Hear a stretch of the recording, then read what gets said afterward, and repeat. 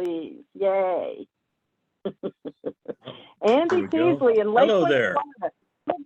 Polk County, you know, do you ever come to Polk County, Andy? Because I know you come to Tampa all the time to see Pete and them classes, but do you I'm ever not get sure. to Lakeland or anything? I went out there to look at Ratty Mobile Home Park a couple of years ago, but that's as close as I've gotten. You guys need to that's put on a perfect. good Those are seminar. Yeah, that would be great. But we appreciate you being here in Polk County tonight. That's for sure. So let's get with it, Andy. Tell us what we're going to be talking about tonight. Okay, well, first off, I will give the obvious disclaimer. I'm licensed to drive a car and not anything else. So I'm going to share my experience, things that work with me. I like interruptions. Please blurt out your questions. And all you people with your cameras turned off, I don't care if your hair is messy, turn them on. I like to see people's reactions so I can tell if I'm losing you. On one of my Barney Zick collections is his concept that I've chosen to mold this class after, that notes are like Play-doh. So I have a question for anyone in the room. If you think you know the answer, blurt it out. How many first notes can there be on a piece of property? One. Anybody else have just one? One seems my like it knowledge, should be I the can't answer, but I'm imagine how you'd guessing have it's more than not one, since you Andy. asked. One is not the answer. There can be as many as there are months in the note. That's absolutely correct. It could be one note per month. And now if I was to ask how many first deeds of trust or how many first mortgages, that's when we discuss the race to the courthouse. But if you understand that sometimes having 5 consecutive first notes is a more flexible and better place to be. That's an interesting thing to think about when you're getting ready to sell something. I would like you to Okay, Andy, I got a question already. Great, go for it. Okay. So what you're talking about when you're saying consecutives, because that's what I'm thinking about. I'm thinking about they're all going to be like overlapping first notes. What you're talking about is, okay, maybe this first, if I'm understanding, I'm reiterating what I think you're saying, right? Okay. I think what you're saying is, I have a first mortgage, let's say from January till March. And then from April until June, I have a different first mortgage, right? Is that what we're talking about consecutive? We're not talking simultaneous. No. So okay, here's the thing. We can only, mortgages are in order based upon when you get to the courthouse, unless you have a court system that doesn't understand legal. So that's why we've always talked about the race to the courthouse. Now, I sold a house and I was going to come away from this house with 30-year paper. I was selling it, going to carry the paper for 30 years. I was selling to an investor friend and he wanted a lower payment at the beginning. So I decided that we negotiated every 5 years, his payment stepped up. I don't remember if it was $25 or $50.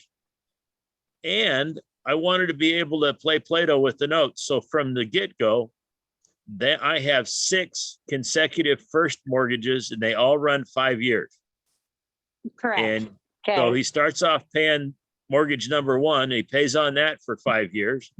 Then when he starts on mortgage number 2, there's an increase in the monthly payment and he starts paying on mortgage number 2, but they are all secured with the same deed of trust. They are consecutive first mortgages. Understood. So like this piece of paper here, they're like in sequence, correct? Right. But they're not like running simultaneously. I just want to make sure people get that. So that they're not like, so they're all first mortgages, but they implement at one behind the other, if you will, correct? But see your building boxes, Susan. I actually have a note with a young lady in Florida, and I had half the money to fund her house, and I had an investor friend who had the other half to fund her house. Correct. We both have first position notes, and I get even payments, even month payments, and my friend gets odd month payments. So they run Correct. Understood. they run on top of each other, like you just said they Okay. couldn't. So Understood. Andy, of I got the- a question. It's JR. hey, JR. You could have written that so that you both split a payment every month. Yeah, we could. Right. That's what I'm saying. You could have done that. And yeah, anyway. Yeah, but that That's would have my- cost my only- that would have cost an extra 58 cents. That's right. Whatever you needed to do. Yeah. Yeah. Okay. Okay. Understood. So, But so basically not more than one note is collecting at the same time in No, first position? you're or building what would that boxes. look like? Susan, you're No, building I'm boxes. sure. No, So- I'm sure you've thought of it. That's why I'm asking. Maybe this Oh, is it's too ju- advanced for now. Maybe. Well, yeah, maybe- we'll get there. As JR just said, you could Yeah. have to send 2 checks every month. Yeah, You could have to Correct. send 6 different size checks every month. I mean, Correct. understand. Anybody, did you ever play? Who here has never played with play-doh? So Anybody? I have a quick question. Okay. Andy. Yeah. So I get the whole, let's say it's you and Susan that's that's holding a note for me. I get that because you have 2 different people. Mhm. But it's just you yourself. You yourself could have 2 notes running simultaneously at the same time. Sure. What if Okay. I was gonna be silly and do and fund Adrian's mobile home rentals? And I wanted to secure the mobile home with one Okay. note and the land with another note. I got you. yeah. Every month he'd make a payment on the mobile home and a payment on the land. Okay. Mhm. So there's Absolutely. lots of ways to do things. Okay. You Mark, say, you say multiple, you say multiple first mortgages at the same time. Now, in the event of a default and there's not enough equity to cover everybody, then what, you kind of got a battle, don't you? Well, so what I write in mine, and when you say multiple mortgages, we have to remember that mortgages are staples and notes are Yeah. notes. So Correct. you can only Yeah. have one first staple, but that first staple can hold a lot of pages of notes. So Correct. you could have 6 notes that were all first and they were consecutive. In the wording of the deed of trust, because I live in a trust deed state, it would say this deed of trust secures 6 notes of even date, 6 consecutive notes of even date. A default on one is a default on all. And hopefully there's plenty of equity, but if the market took a tank, then those lenders would have to come together and negotiate. Right, so I'm talking about like you and your friend with an even month note and an odd month note. So in the event there's a default and there's not enough there, you and him got to negotiate or battle in Yeah. court or something, huh? You might Yeah. have a bit of a mess doing 2 firsts that way. Absolutely. Absolutely. It wouldn't matter. If you have a first and a second and a third, you're still going to have to battle it out. Well, yeah, but then first wins, that's easy, right? I mean, second, if there's not enough there, second ain't getting theirs. That's true. That's true. That's why we don't sell them as a first, second, third, fourth, fifth, sixth. Instead, they're consecutive firsts, which makes it much more More safe. valuable. Right. Yeah. Much easier to discount. So if you're looking at Elmo's screen, if you're a banker, all notes look the same. You've got your bank machine and it squirts out a chain of stars, right? And it doesn't know how to do anything but do stars. And it might know how to do a 30-year star, right?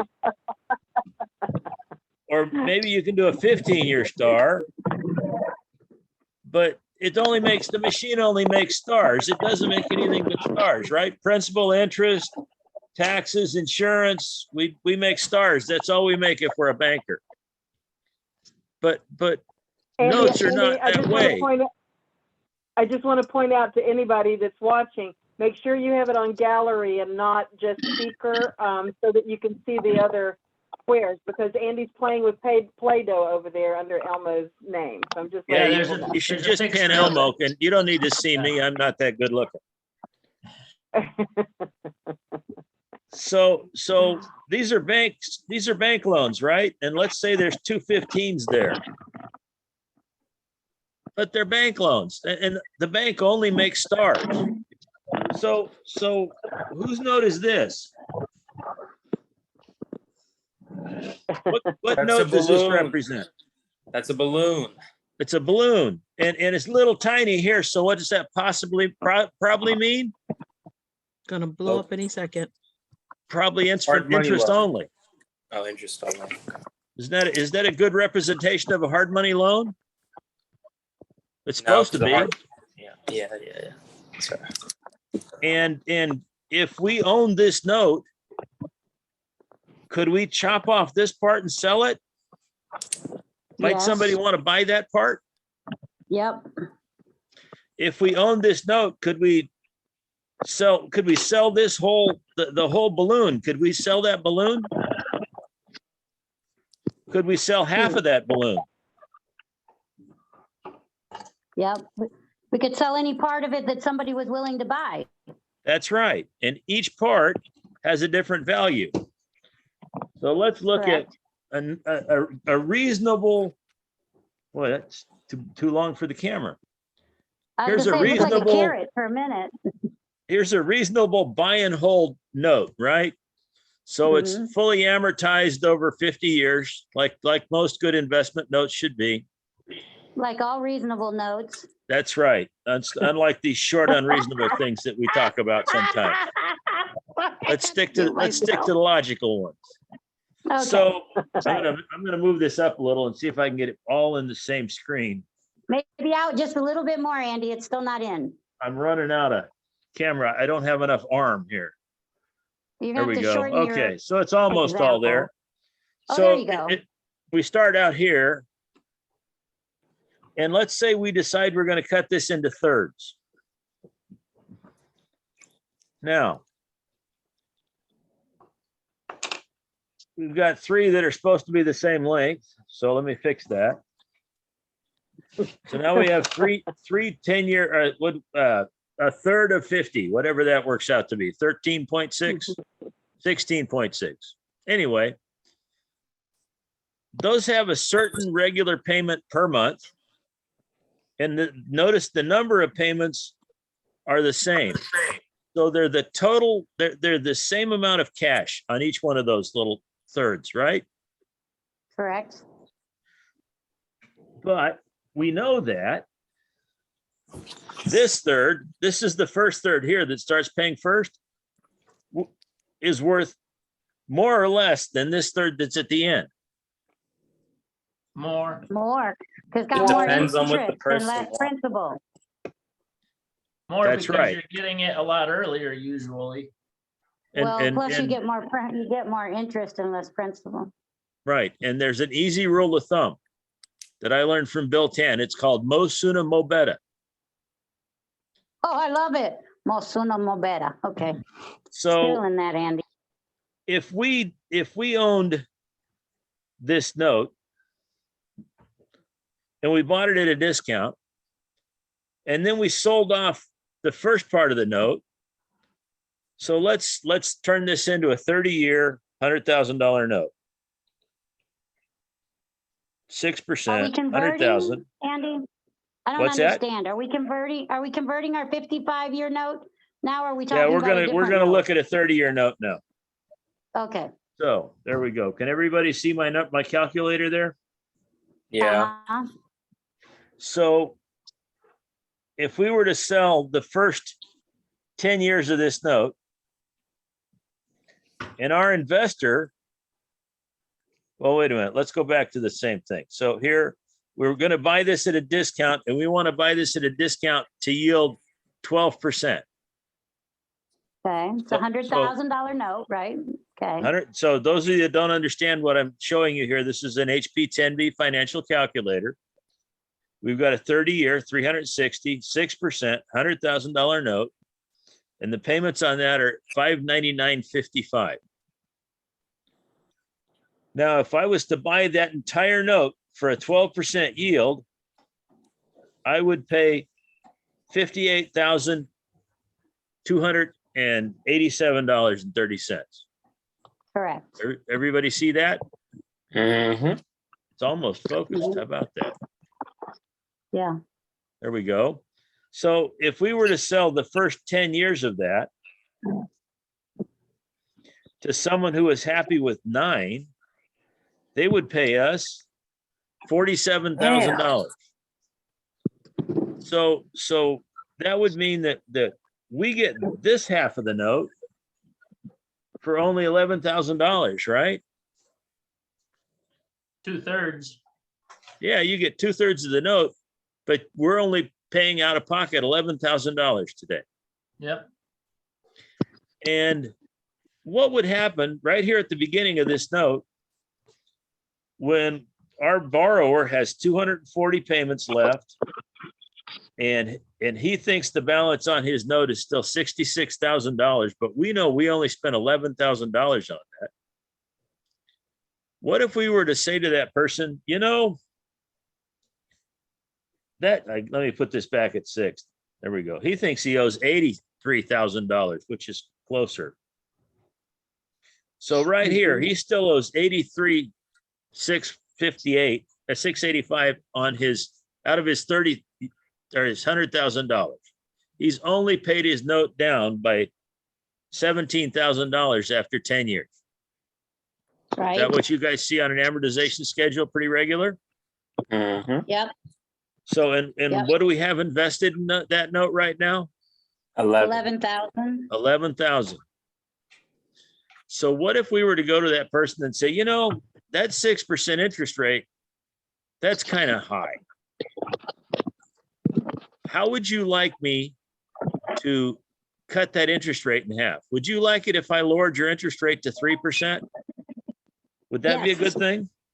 That's what they would say. Okay, so if we lowered his payment to 3%, and we want something for doing that, don't we? Mhm. Yes, So we would say, Yeah. if we can lower your interest payment to 3%, can you pay double the payment? Could you pay $1,200 a month? And if you can do that, your payment, you're only going to have 77 more payments. And then you're paid in full. So before you had 600 times 240, you had another $144,000 of payments to make. And now instead, you're going to have 77 times 1,200. You're going to save $50,000 in payments by doing this.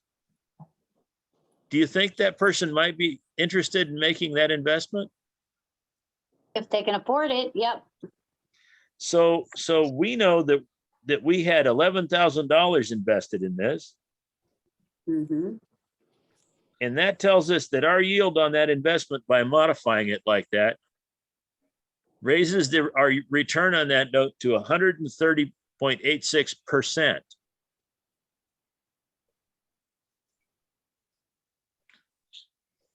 After we cut the interest rate in half and doubled the payment and lowered the total cash we're getting by over $50,000, our yield still shoots up exponentially. Question for you. Are you trying to negotiate this with a seller at the start of the mortgage when your payments don't start for 10 more years still? Or are you doing it when your payments start at year 10 or?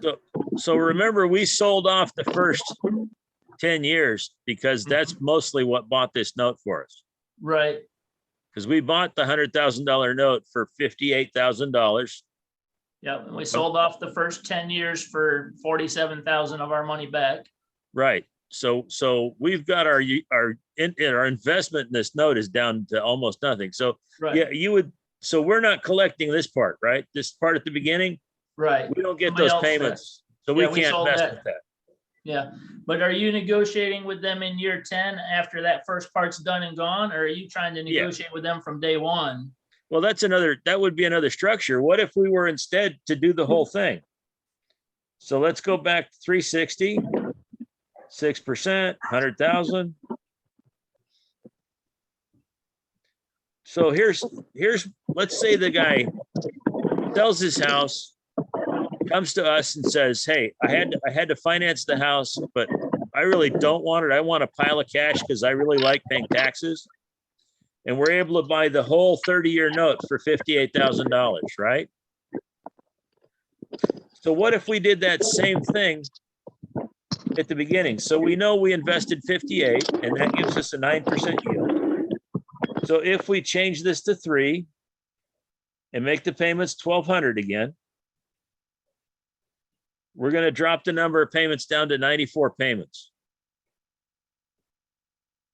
So our investment of $58,000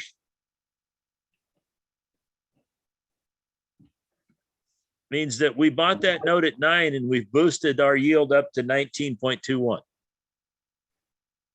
That's by doing the whole thing. So we can sit here and play multiple calculation simulations with the calculator. But what I hope you learn is that if you play with your financial calculator, if you put the phone on your phone and use it every day and just ask yourself, what if I, it's the reason that's the name of my newsletter. You have to play what if, and you will find that by playing what if, you can buy at 9, modify the note and make 19. You can buy at 9, sell the first half, and then turn around and make 190 or 130% on the last 20 years. The number of permutations that you can get on a note is endless, which is one of the reasons I really like notes are like Play-Doh. So what if when we got ready, we were going to sell a house, and instead of 1 30-year note, we decided to make 6 5-year notes.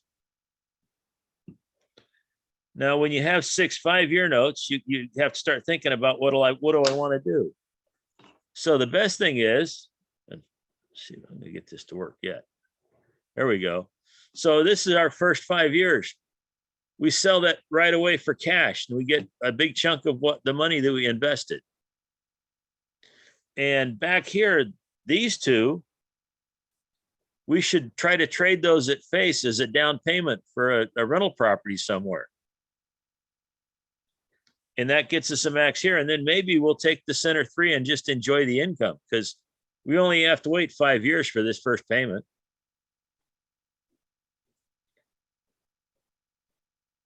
My goal here this evening is to get you to think about different ways and different games you can play with notes. Because if you learn to manipulate paper, you will be able to do very, very, very highly paid structures in your retirement accounts, which is where I think they should be done. Let's say we were going to sell these notes for cash. Who might be interested in 10 years of notes that don't start for 20 years? Perhaps somebody who's 45 and wants income when they're 65? Or retirement funds, or that they're not going to collect. Absolutely. Yeah. Yeah. Anybody have a crazy setup we can work? I have plenty of Play-Doh.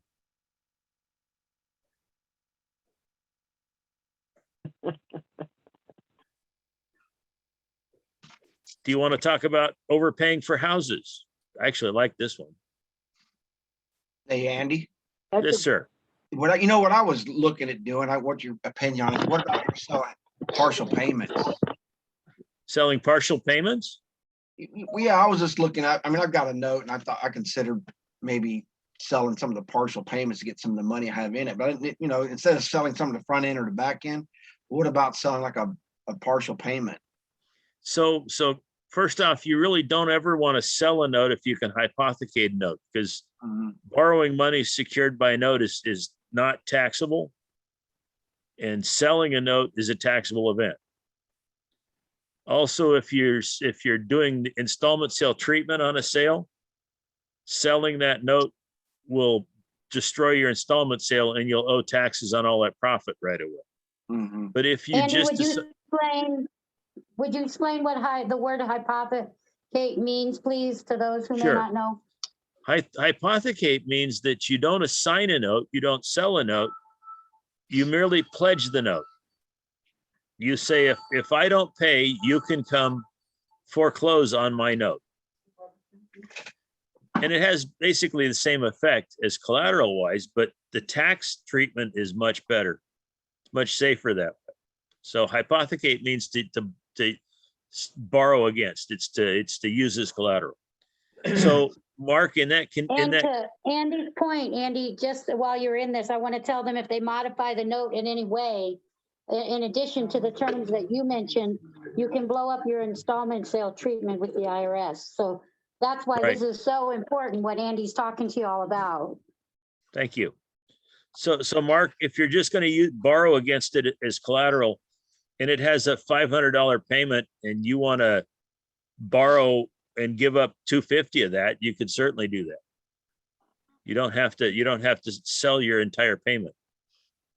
Okay, yeah, I forgot all about that. It's been so long since I did much with mortgages, so that's a good idea. I have so much fun playing with notes. That's getting to be, since I hit my number for enough houses 10 houses ago, and I'm just kind of like a Dalmatian that when the phone, the Dalmatian and the fire truck, when the phone rings and I've got some person that needs some help and I can go help them and end up with another rental house. I do it, but in the meantime, mostly I work notes and try to build my retirement funds. So question for the class, when you're purchasing a buy and hold rental property, have you ever heard the saying that the profit is made in the purchase? And if you're buying to keep, how important a factor is price? Well, it depends on the terms. You've had my class, Michael. Yeah. Well, exactly. The Price monthly matters, payment on the but term maybe doesn't paying- matter. Andy, don't you like overpaying for a property on really good terms? I really seriously too. enjoy overpaying for houses. So let me If they share give an a good absurd term. example, because that's the best way to make this stick. Two golfing buddies are out on the course, and one of them's a professional salesman. And he has been bragging to his partner the entire 18 holes about what a great salesman he is. And they finally make it to the 19th hole, and his buddy has had just about enough to listen to the bragging. And they're sitting there enjoying a nice beverage. And he points up to that $400 bottle of scotch on the very top shelf in the bar. He says, "You see that $400 bottle of scotch? You're such a good salesman. I will bet you that bottle of scotch that you can't sell that little rental house you have on Main Street for $1 million." And the other guy says, "So that's the bet? I just have to sell that little rental house that I rent for $1,000 a month for $1 million, and I get that $400 bottle of scotch." He says, "Yeah, that's the bet." He says, "Okay, you're on." He shakes his hand. He picks up his telephone and he calls that foolish guy, Andy, who overpays for houses. And he says, "Andy, you know that rental house I have down on Main Street?" And I said, "Yeah, it's a good little house. It's in your A bag, isn't it?" Yeah. I said, "You getting about $1,000 a month consistently? I always get $1,000 a month out of that house. I'm here with George and we got a bet. And he says that I can't sell that house for $1 million. And I think I can. And I think you want to buy it from me for $1 million. And if you do, you and I are going to enjoy a very nice $400 bottle of scotch." And I say, "Well, heck, I like scotch or bourbon. I like bourbon better, but I've never had a $400 bottle of scotch. So I'll pay you $1 million for that house. I'll give you $500 a month for the next 2,000 months." Did he win his bet? Yes, he did. So what's that look like on our financial calculator? 2,000 months, $500 a month,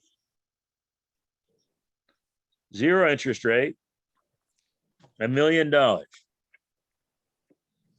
Now, if I value my cash at 8%, if my opportunity cost of cash invested is 8%, what did I really pay for the house?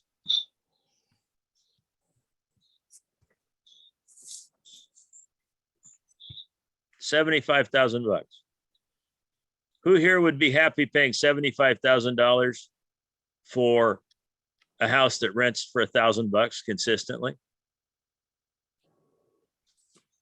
Hopefully everyone in the room, unless you hate Yeah, owning real Yes, yes. estate. So how you came up with that number, Andy? I don't know that everybody followed that. How'd you come up with the 7,400,999? Okay, so we know that at 0 interest rate, it's $1 Yes. million. Correct. But we know that money invested has what's called time value. It has a time value of money Correct. because money Correct. melts. Yes, it So does. if we're reasonable on our interest rates, unlike the government right now, saying that our opportunity cost of our cash is 8%, we put 8% in for our interest rate yield, we solve for the present value, and we get $74,900. And that's because as over time, the dollar is worth less and less and less. So at 2,000 payments, the dollar is going to be worth very little, that dollar. How much Future value. was, well, first up, so pick a number, $5 167 years ago would probably buy maybe even a house. What's $5 buy today, 167 years later? Almost a loaf of bread. And that $500 payment that my great grandkids are making in 167 years, are they going to say, gee, we can't go to McDonald's today because we have to pay that mortgage payment? And think about what the rent is going to be. It's no longer going to be $1,000. It's going to be, who knows in the Yeah. future what it's going to be. It's no longer going to be that 1,000 and you're still paying 500. That's your cash the flow is joy going to of long-term increase. finance. Yeah. So I had a thought, and it has flown. Somebody give me a good question that'll fly Well, back in.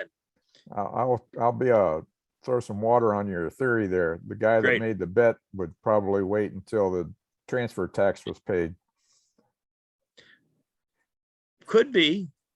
I know it's in California, I would run down and get it reassessed about 2 minutes after I closed, because I don't want to pay tax on that. But the other part, would you like the cherry on the top of the sundae? How much is the lot worth under that Always. $1 million house? 20, Maybe depends on what's next door. Yeah.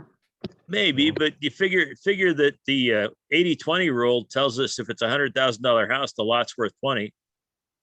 Correct. So that means we get to depreciate $980,000 divided by 27.5. What's that work Not out only to? that, yeah, when you sell it, you got a huge basis. That's true. Gee, we get $35,000 in depreciation off of that one little rental house. Yeah. It grosses 12,000 and we get to write off 36,000. That's what I call maliciously observing the tax code. I like it.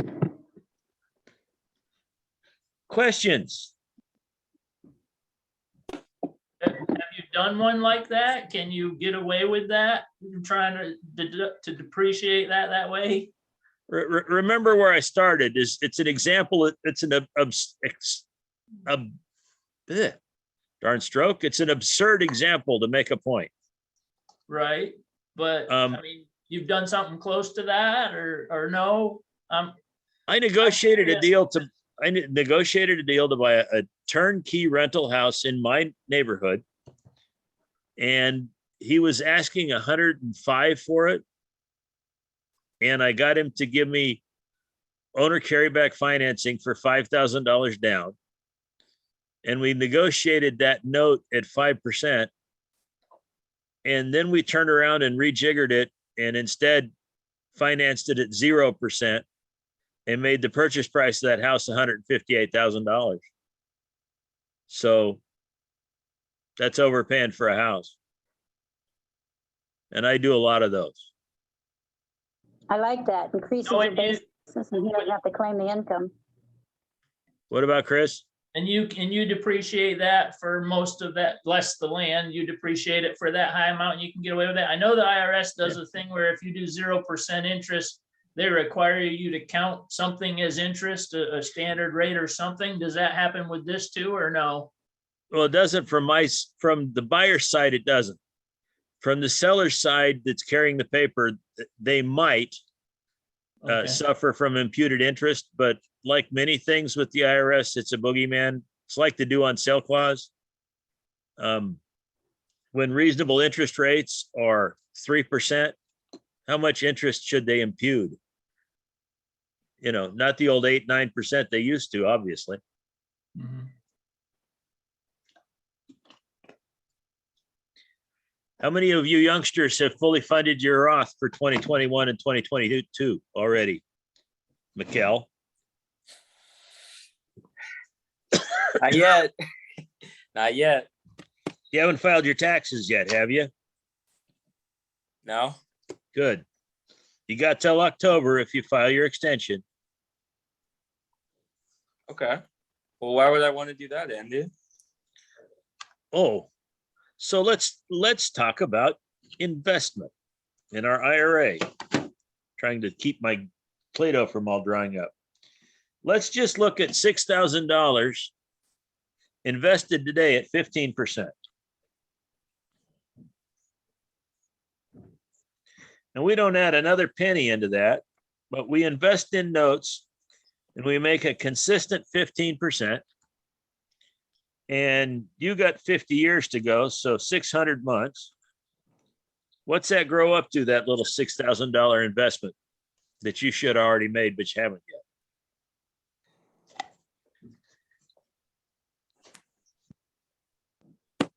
Oh, wait.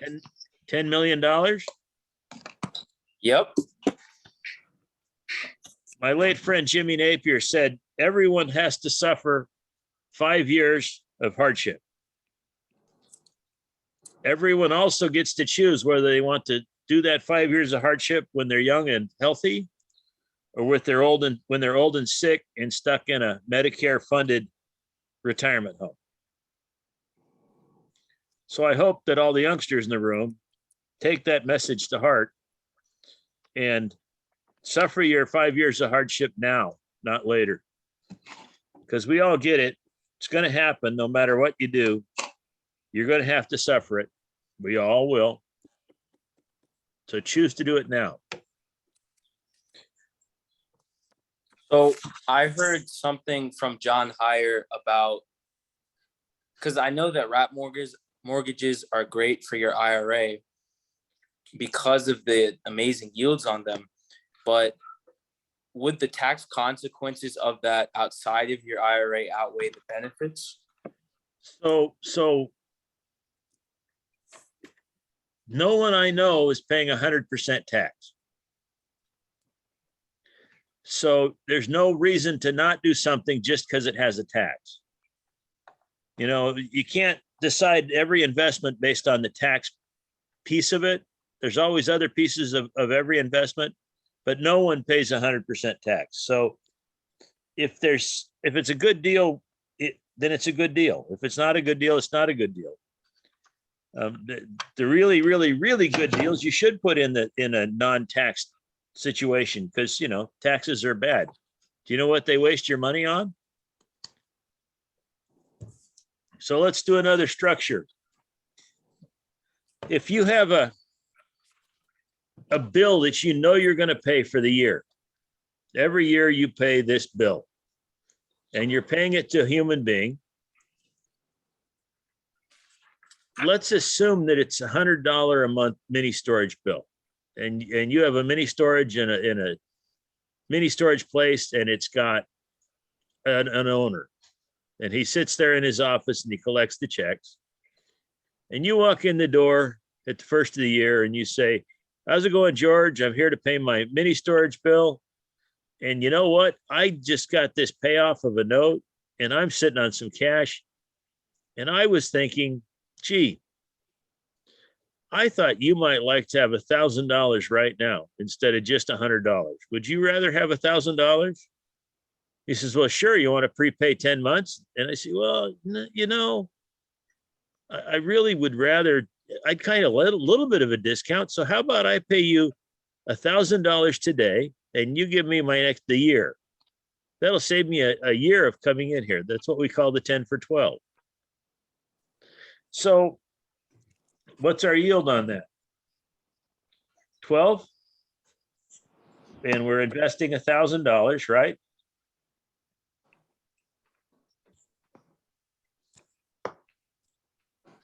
And how much value do we get out of that? $100 a month. 1,200. $100 a month. And at the end of the year, we're done, right? So future value is 0. What's our yield? 35%. Do you have an opportunity today to go out and invest a little tiny bit of money and make 35% cash on cash return? Do you have a bill you pay a human being?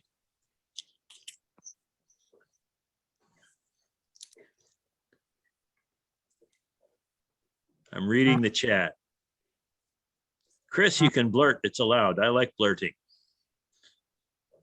So. I Somebody- said, when we were talking about, when you were talking just a little while back, I was kind of a quote that I remember sort of that hits on kind of what you said about doing it now. You know, with the 5 years, you can do it now or you can do it later. Do what others won't do for a short time now, and you can do what others can't do for the rest of your life. And the I think whole, that's a Ramseyism. is that a Ramseyism? Yeah, or that, or he's stolen it and uses it a lot. Yeah, I don't, that might have been where I heard it. I'm not sure. I think And I like heard say, Zig it might not Ziglar be do that. exactly right, but the idea is what matters. That's right.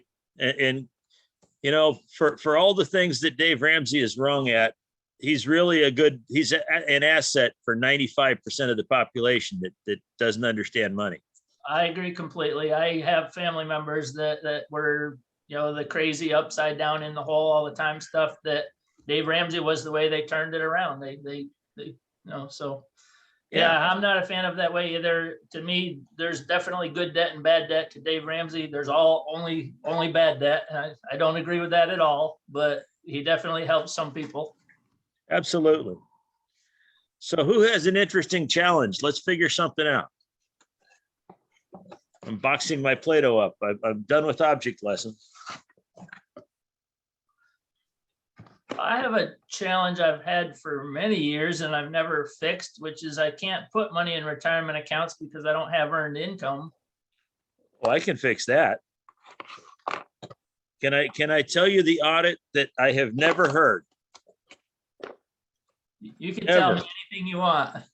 I will. I have never heard, and if there's anyone in the room that's heard of this audit, you need to tell me about it. I have never met somebody who got audited by the IRS and was penalized because they claimed they made more money than they really did.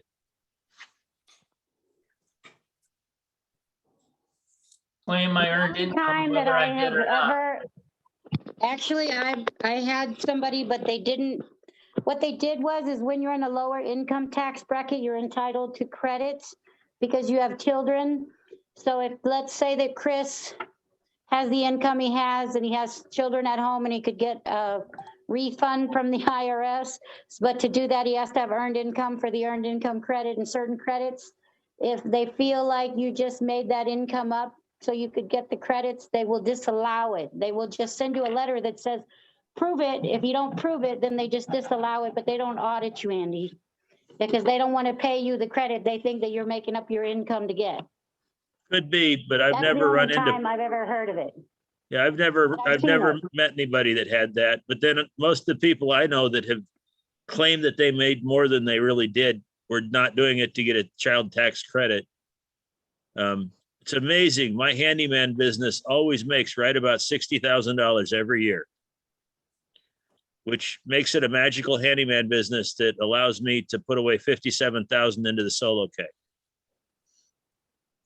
And I'm probably one of the few people you will meet who's actually tickled when one of my clients screws up my 1099 and puts my parts reimbursement on the 1099.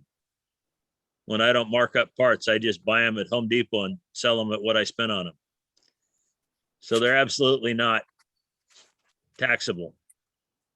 What was the investment program you said that you used, and what's the business structure you use that with, Andy, just so people can understand? Well, no, Chris said he just, for my handyman business, that's a solo K. Anybody that has no employees can get a solo K. And Advanta has my favorite one. If you can keep a sheet, if you can do a ledger and say, this is what I invested in, this is where the check came from, what investment it was, and tie that all together. If you can keep a ledger sheet for $300 a year, you can lease plan docs from Advanta IRA, and that allows you to put away up to $57,000 or 100% of what your business makes into a solo K plan. And if you're wise, you will pay the taxes as it goes in, so you don't end up like I'm ending up from my parents with a big hunk of taxable income I have to deal with.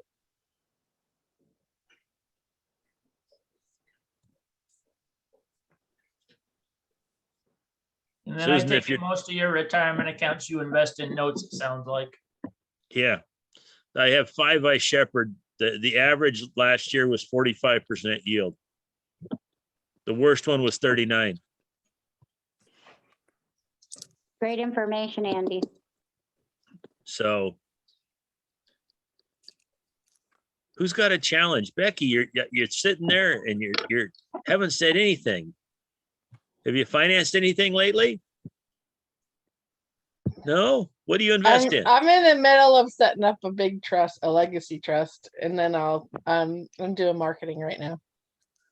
Okay. You're doing marketing for other people, or are you trying to buy? No, I want to do 3 houses a year for the next 10 years. Buy and hold. Excellent goal. Excellent. So how many offers did you write this week? I'm doing marketing.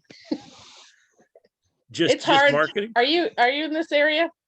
No, I'm in a that's much why. worse area. I live in the socialist The country. houses are selling before they're even on MLS, so it's crazy over here in Plant City. So you're not buying off the MLS. No. Have you ever thought about door knocking? Yeah, I do a whole bunch of stuff. I do postcards. I was just talking to Susan and I just had dinner. I have to get some bandit signs. And I'm gonna probably do some advertising to renters to find buyers. Okay. So a lot of what I'm doing is I'm not doing straight rentals. I'm gonna do lease options and owner financing on my properties. Well, since that's it. I mean, if you can buy them with seller carryback financing. By the way, if you need bandit signs, that's where you go to get bandit signs. I put dirt cheap signs in the chat. Thanks. And if you look on the bold list, you will find one that is called Andy's font. Don't ask me how it got to be called Andy's font, because I have no idea. But Andy's font is, it looks handwritten. That's what I want. Yes. Yeah, that's a great way to do it.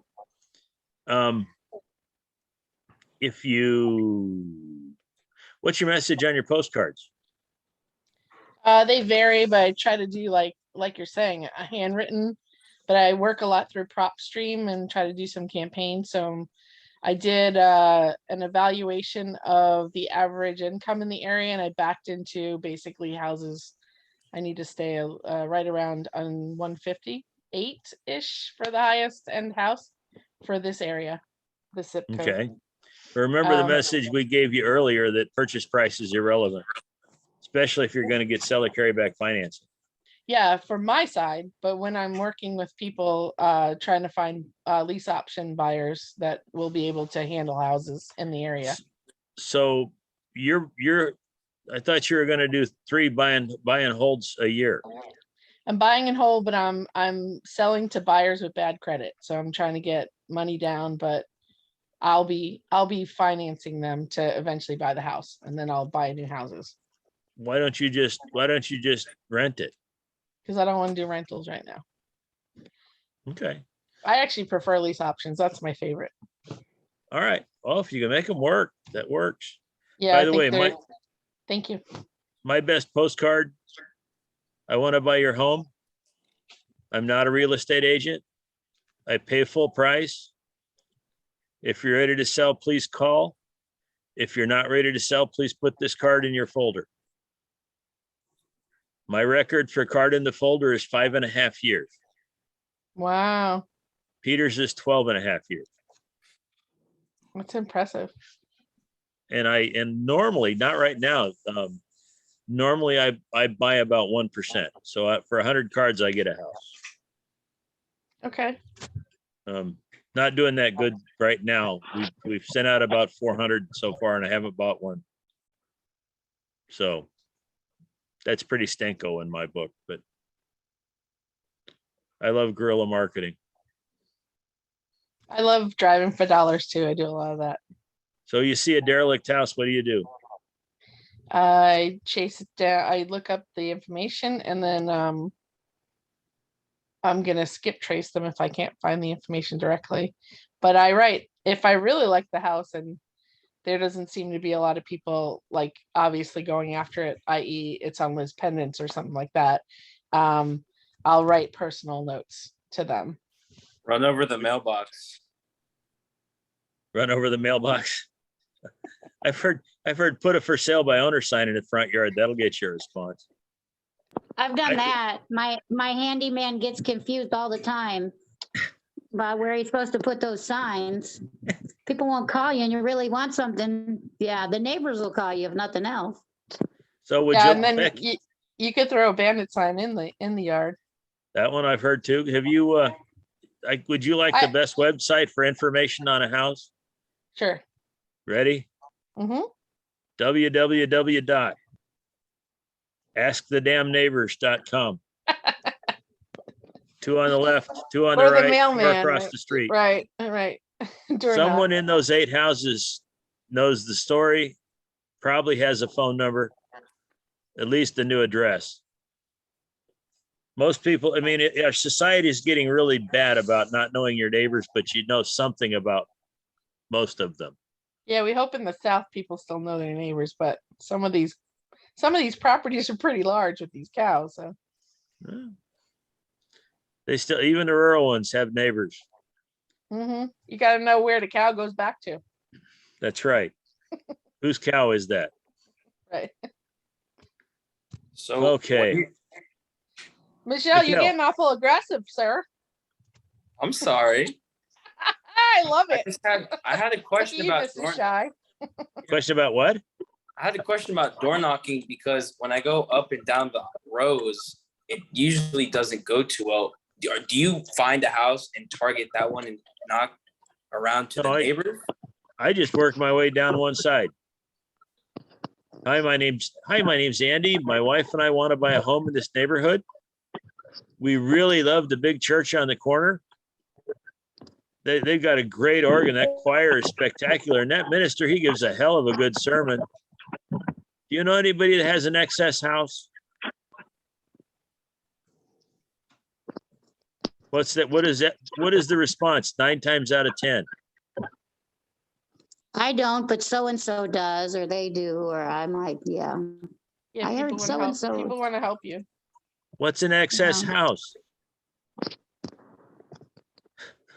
Say something confusing.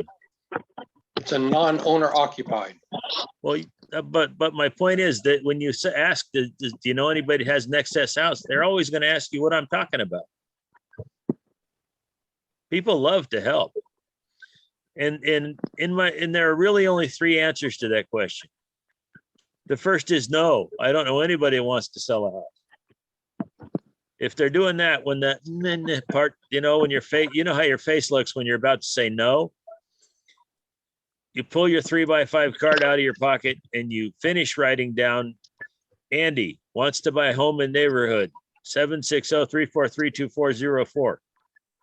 And you say, if I leave you my name and number, would you just hang on to it? And if you hear somebody that needs to sell a house, would you call me or have them give me a call? Give them my number. I figure if I get in that drawer we all have in the, if I can get them to take the card, I got a 50-50 chance of landing in that drawer we all have in the kitchen. And who knows when they'll call because somebody needs to sell a house. Second possible answer is, my wife and I have about thinking about buying this house.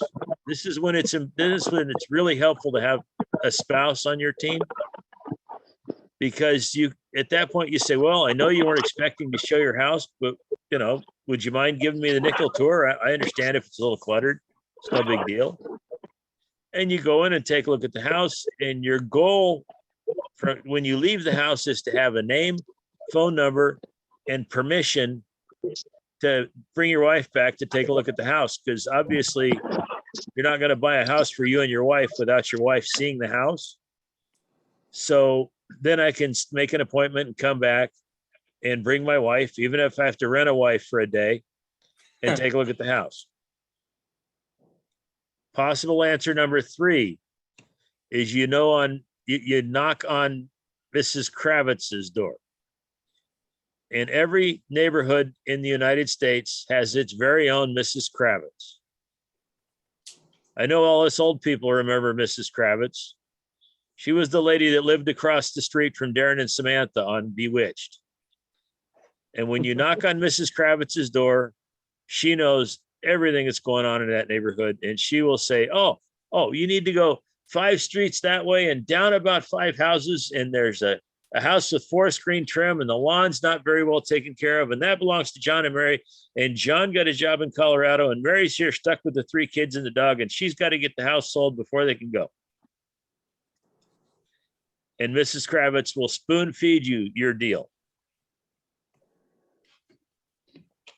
So that's what I like with door knocking. So let's talk about buying Andy. Yes. I just want to bring up, someone did send me an email and asked me to ask you about this deal they've come upon and Great. get your idea. They're working tonight, but they'll look at the recording tomorrow. Okay. So here's the thing. They went door knocking in their neighborhood where they live. They discovered one of the neighbors, a house they had noticed there was hardly ever anyone there, but it's well kept and everything. They discovered through another neighbor that the lady who lives there and owns the home is over 65. Looks like they're saying maybe 70. And she got a reverse mortgage on the house. She's been living there for many years, raised her family, and she's a widow. She found a new boyfriend.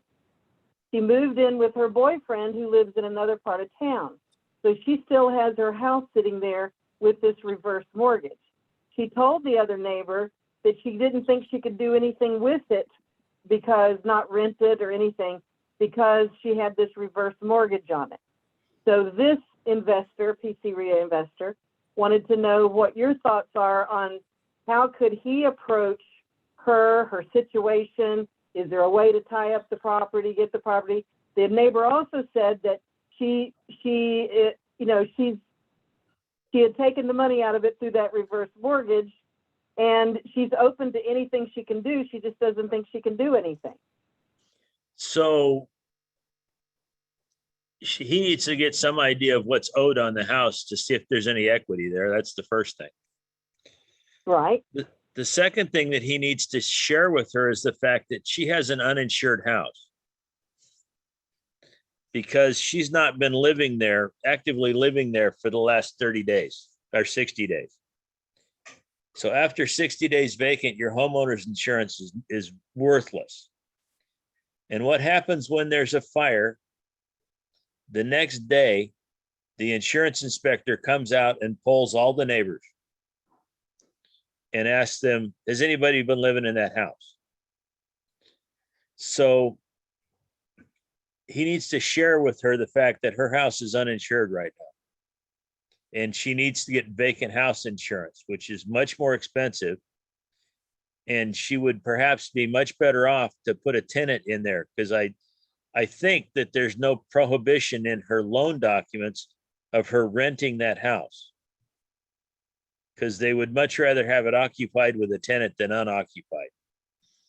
And if she's just not there much, I think that's going to be the thing is figure out if there's enough equity there to take over and pay off the reverse mortgage. If there's not, and if she may not be willing to sell at this point, convince her that she's better to lease it to him and then enjoy the spread, master lease it. Okay, that was what I had originally sent back to him, is maybe to look at doing some sort of master lease on it, a David Tilney kind of thing is regarding that. Now, he had told me something about this before, but so this is not in his email, but I know he had said that he got the impression that although she was at the boyfriend's, that she legally wasn't living there, but she's there most all the time. So she keeps that property up. She keeps the electric on in her name, those kind of things, because she thought she needed to do that in order to not have a problem with that reverse mortgage. Like you're saying, like legally she's there, but she's not there, blah, blah, blah. So Right. let's go with the idea that that's true. Let's say that there is something in the documents that would prohibit her from, I don't know what would prohibit Having a her roommate? from, there you go. Okay, so that's the workaround. She should be able to have a roommate if she wanted to. Yeah, Pete Fortunato has a condo that he somehow ended up with, and the building has no rent. You can't rent condos in that building to anybody. Not no short term, but no rentals, period. So Peter just happens to have a house guest who stays there. And it's a long time he stays there. And he's just kind of messy. And Pete goes and sees him about once a month. And it's amazing the stuff he drops on the floor. Usually there's about $1,200 laying on the floor that his house guest has dropped. So Peter's a neat guy. He has to pick up the mess out, the trash off the floor for his house guest. Well, absolutely. You don't need to let that lay around and be a mess all the time. Yeah. Yeah. I mean, okay. help the guy out. Okay, got it. Yeah, because this is a great neighborhood and a great house, by the way. And he knows that he could do really well with it if he could find a way, and help her too, because right now she's not getting, anything else from the house, and she doesn't seem to be motivated to do a quick sale of any kind. But she is open to talking to him about something. So before he goes there, then, okay. So maybe do a master lease, and would you leave the electric in her name and everything? If there was something in the document? If that helps, you do it, and you just pay her electric bill a month in advance. Give her $1,000 deposit against the electric bill. I mean, whatever it takes to make her comfortable. If you can get a cash flowing deal out of it.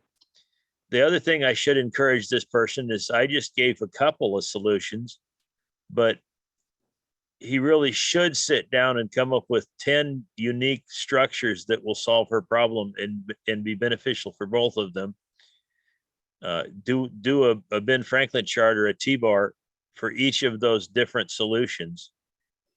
And then I like to spread them around on the floor and look at all 10 of them at once and pick the ones that I think are most feasible and most likely to satisfy everybody and close.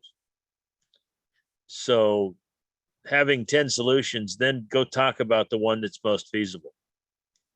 And if she runs away from that, then you talk about the next one. Oh, that's a great idea. That's visually a really great idea.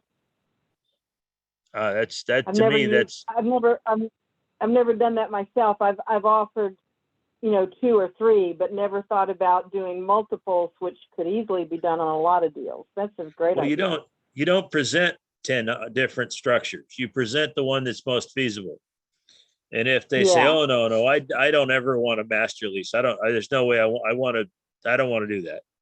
Then you go to your next thing that your second best choice. And hopefully by the time you get through about 3 of them, you're going to come up with something that works for both of you. Okay. So Have you, let's talk about, have you ever? Okay, go ahead. Sorry. No, go ahead. You go. By the way, I've never unwound a reverse mortgage. It just has not come up on my screen yet. That's what I So, was going to ask you. I've never done one either, so I didn't have a lot of advice on that. yeah, and I sat down here without a scratch pad. So I got a piece of cardboard and a magic marker.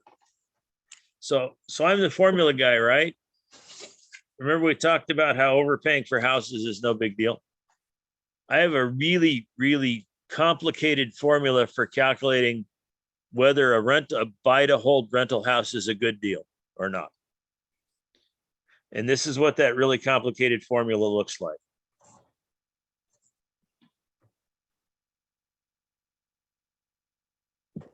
Hope that's not too complicated to follow.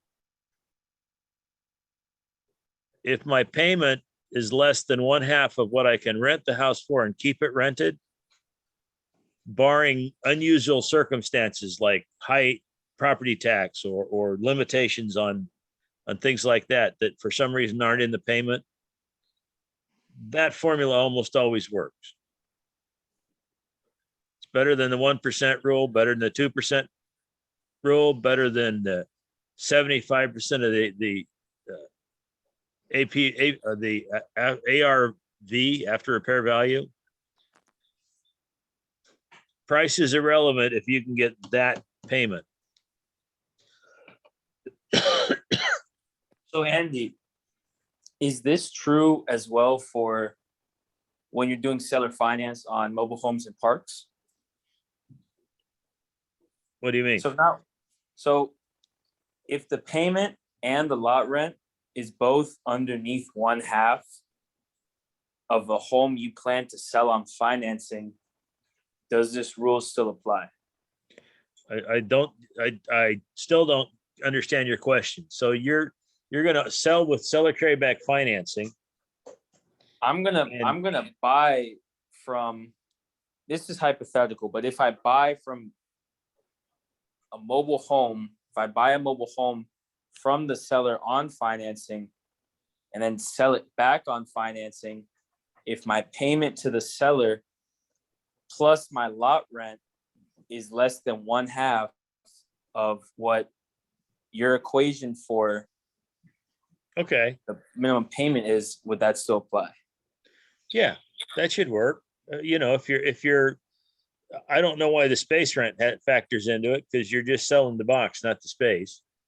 So that kind of washes out on both sides. But if you can keep your payment that you're wrapping less than 1/2 of the payment that you're collecting, that should work. Okay, cool. So let's talk another note structure. Barney Zick has a great rule of thumb. And his rule of thumb tells us that if we can buy a portion of the payments for a matching portion of the balance, and we can express that portion as a second grade fraction, with the 1 on the top. So if we buy half the payments for half the balance, so if we're buying, it's $100,000 note. Let's use a calculator.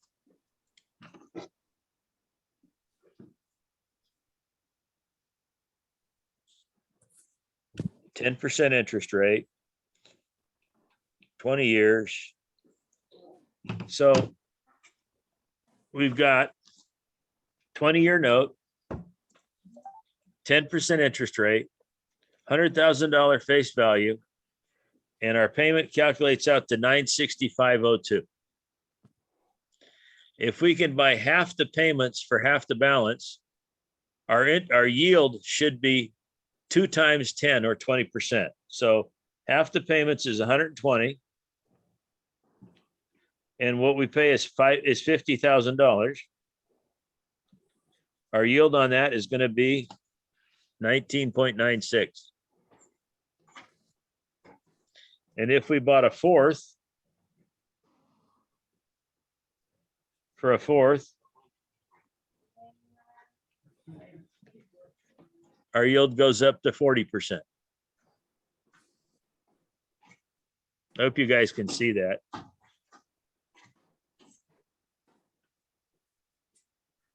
Elmo gets a little fuzzy sometimes. Questions?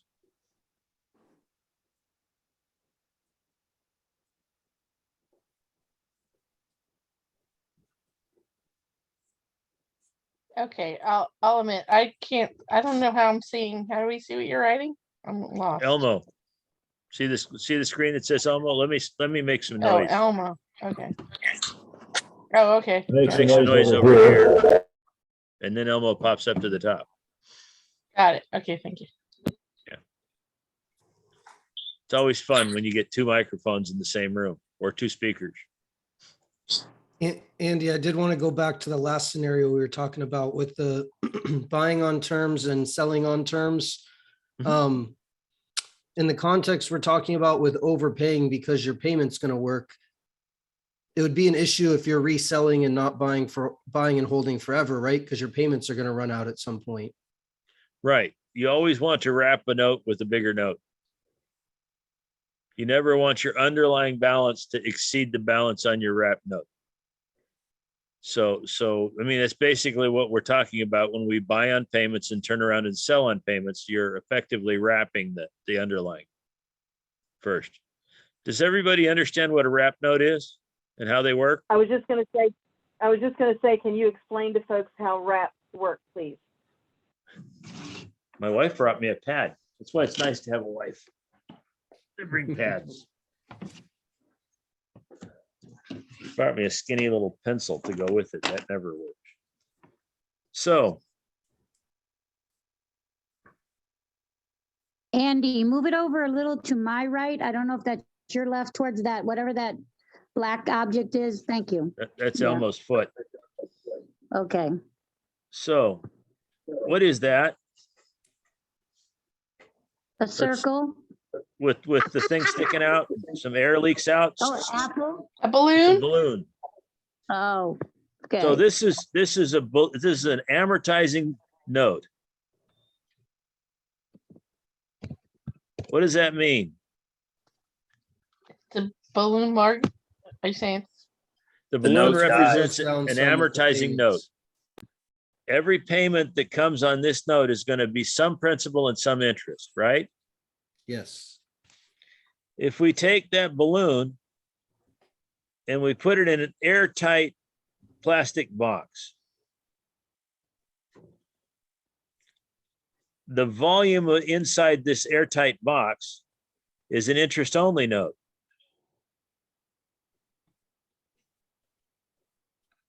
Does everybody see that? So Yes. as time passes with our balloon leaking its little bit of air out, the principal payments in our airtight box that never shrinks, our interest-only note, when the time comes for this interest-only note to be paid off, how much air is stuck in the balloon that's been leaking for several years? Less.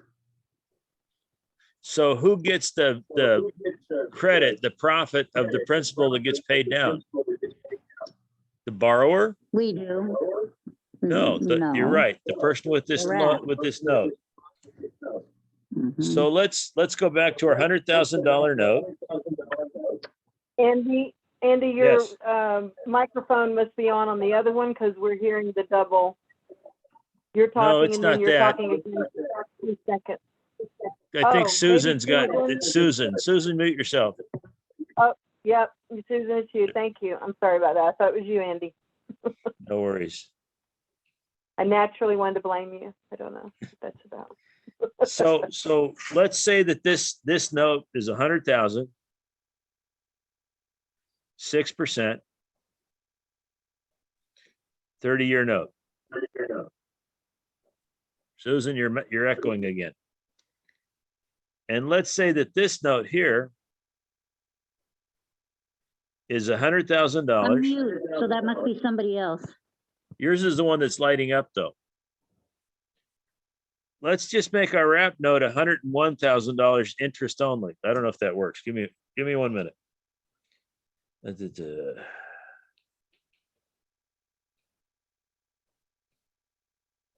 Okay, so we're gonna make this $110,000 note.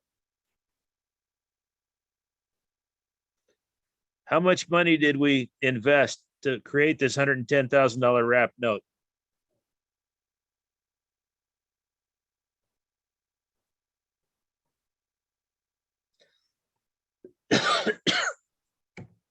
The underlying is 100. 10,000 would be the difference between the 100 and the 110, correct? The delta?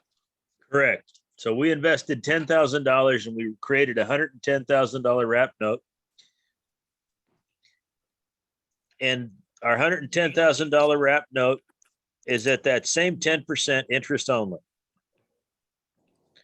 That means we're going to make a rip roaring our payment at 10%.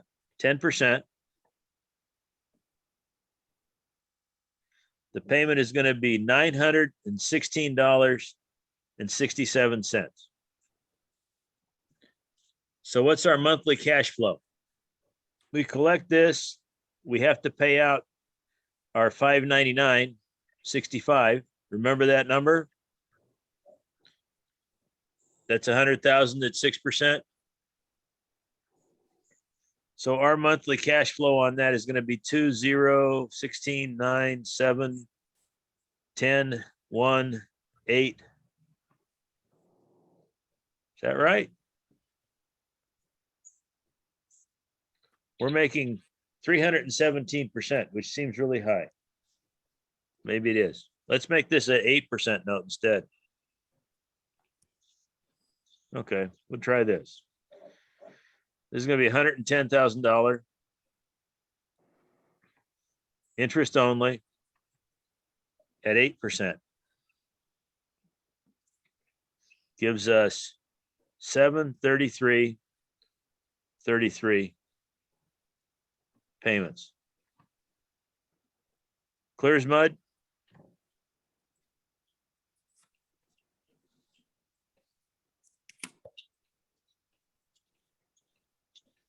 And our payment on the note, on this note, is $599.55.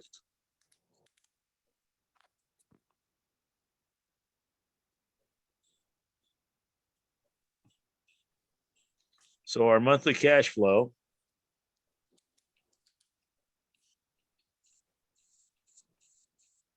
is $133.73. So what's our yield on our $10,000 investment? Just based on the cash flow. Is it exciting? Not bad.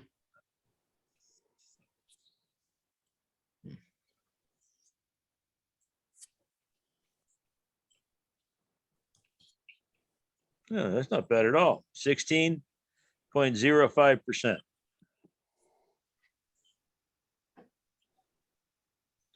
Who didn't follow that? Everybody got it? You guys have had a class on wrap notes already. Cool. No way. They're not telling it. Uh-oh. You have to learn to be proud of being a slow learner. I always am. I always have to sit in the back row. I'm Polish, I'm left-handed, and I'm a woman. I'm a little slower than everyone. How's that? Okay. So do you understand that the payments on a 30-year, $100,000, 6% note are $599? Yep. And $110,000, 8% interest only, has payments of $733.33. Okay. So every month, somebody is sending us this check because they have a $110,000 debt to us. That's income. And then we're paying the $599. And this is cost. Right. So our net monthly is the difference of those two. So just curious, what do you do with the 133 a month when you're collecting it? Where does that go in your world? Hopefully it's done in my IRA, so it goes in there until it piles up to be a big enough number to invest. Okay. If I was getting it on the outside world, it might end up being a couple of nice steak dinners if I wasn't careful. But that would be disrespectful to the money. Right. It's got to move. Yeah. So what happens if our person pays us off after 20 years?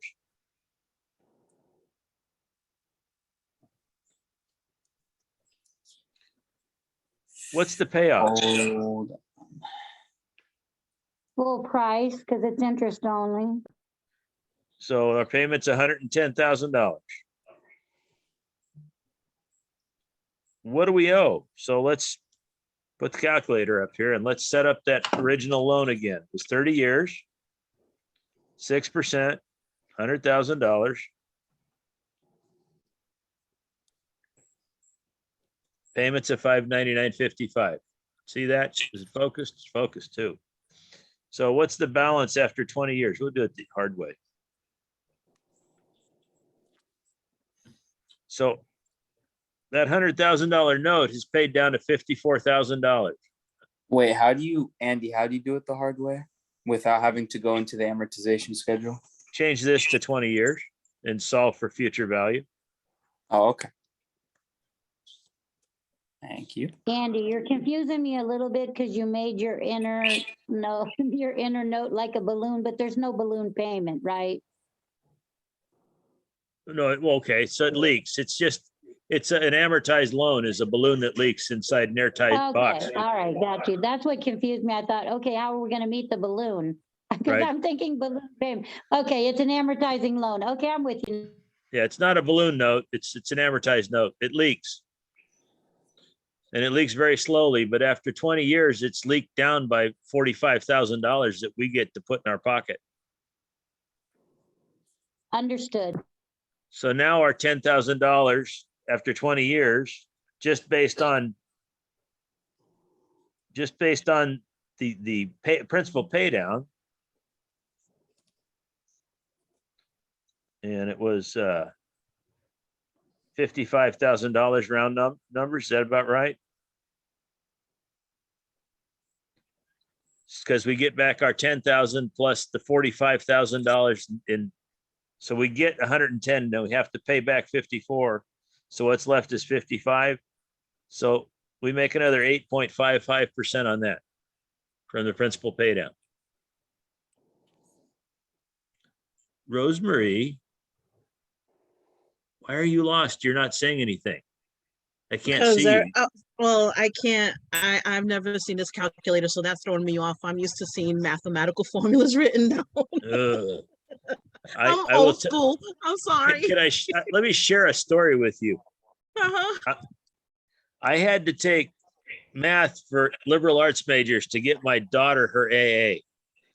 My daughter is very good at literature and art and English class, and she writes well and she speaks better than I do, but she's not very good at math. So to get her passed, she had to pass a math class to get her AA. So we took math for English literature or for liberal arts majors together. And in that class, she taught them how to manually amortize loans. And I got lost trying to learn that. And I'd sit there on my cell phone, because that's where I have this calculator tucked away, and do all the math on my phone. And my numbers matched hers just fine.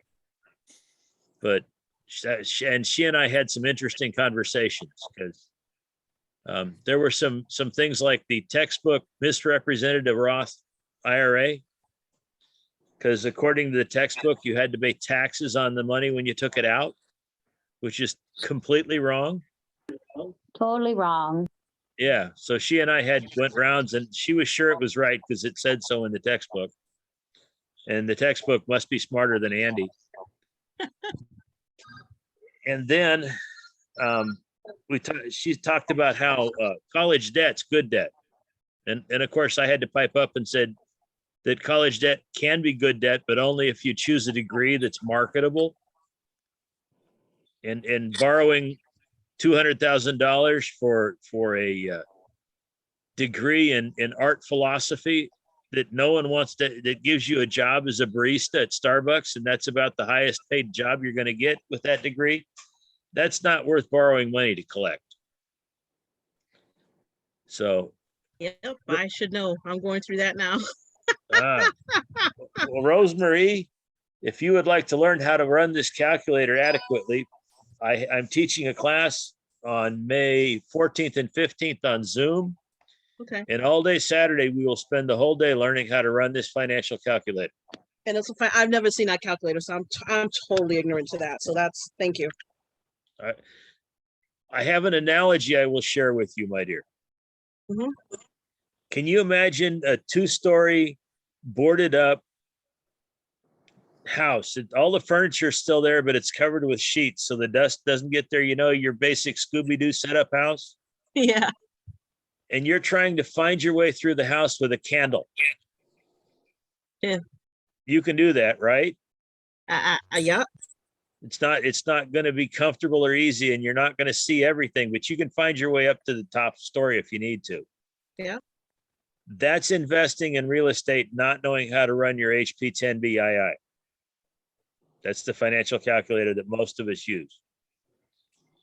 The equivalent is if you learn how to use the financial calculator, that's the equivalent of getting one of those policeman LED flashlights that makes every word daylight, Mhm.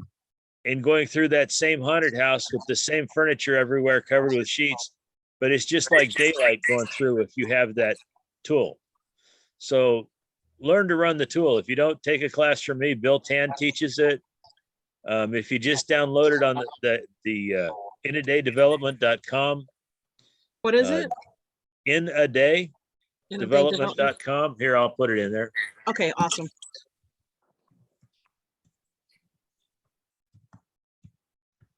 And if anybody needs this information, put your email in the chat and I'll send everybody this. I'm saving these chats.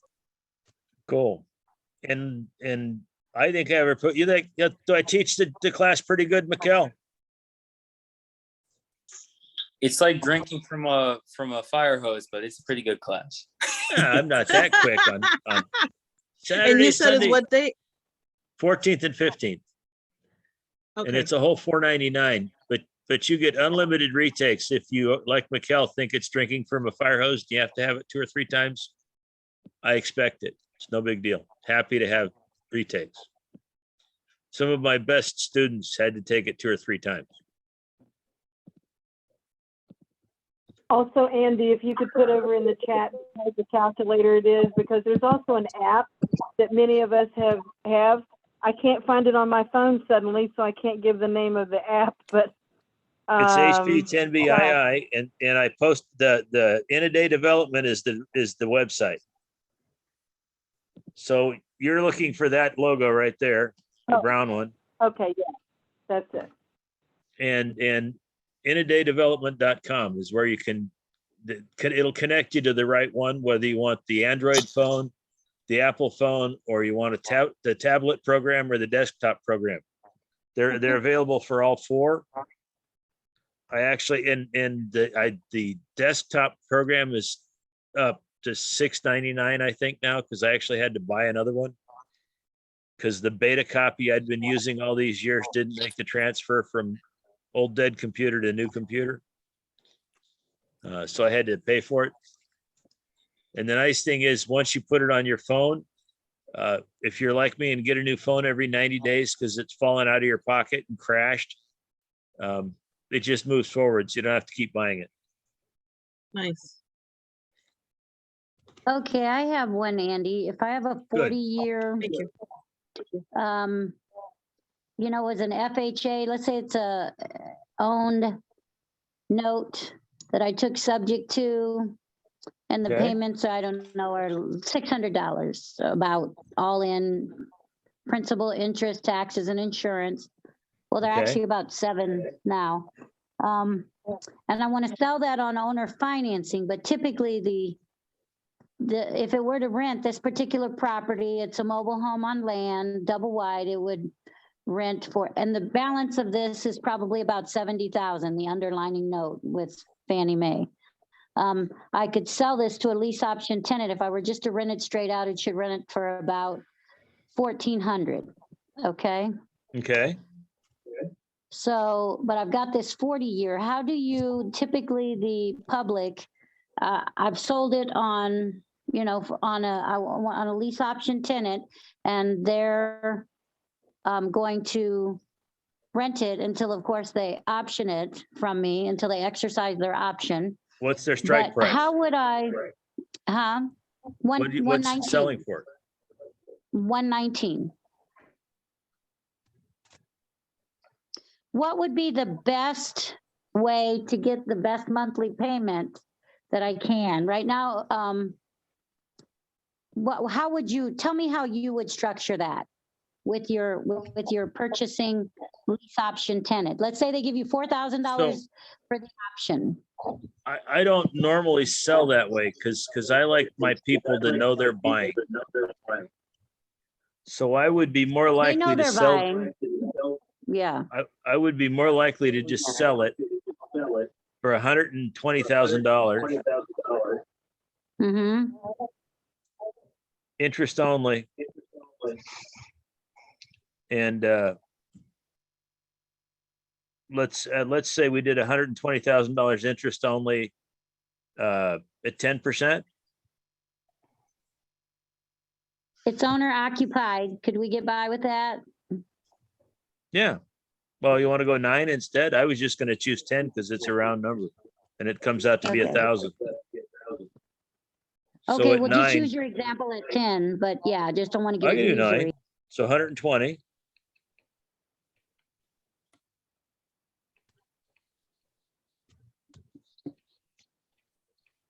So you get payments of $900.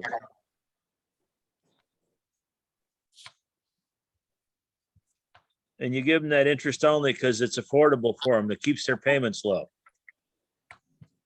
And you know that you're capturing this pay down. This P is yours. Right. Yep. I am.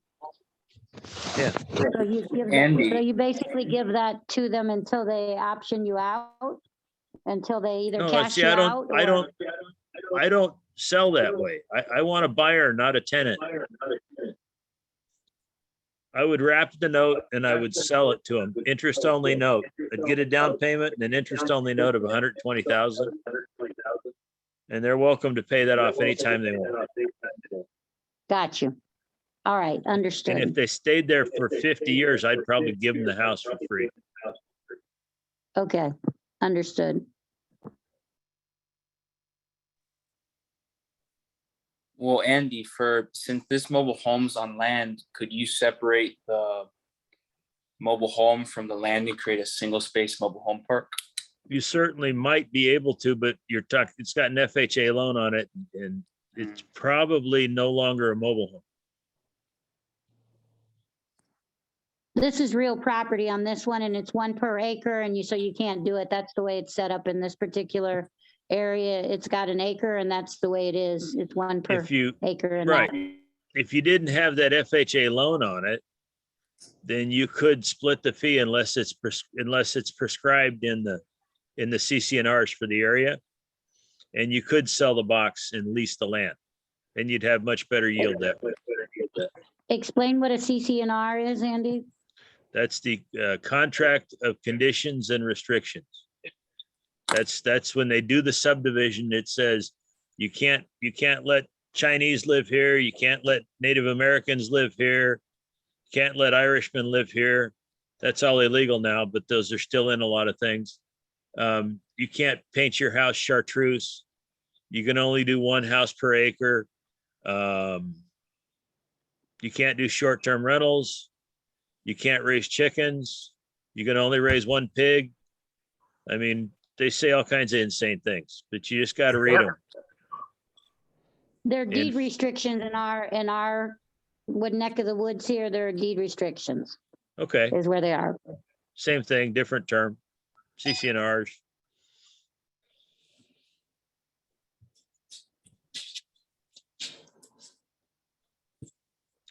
Got quiet. Have I stunned Andy, you all? I had a question, Andy, Well- that I don't think we touched on yet. All right, Greg. If you're, at the beginning, we talked about chopping up your notes and, maybe selling the first 10 years and keeping the last 20 or whatever.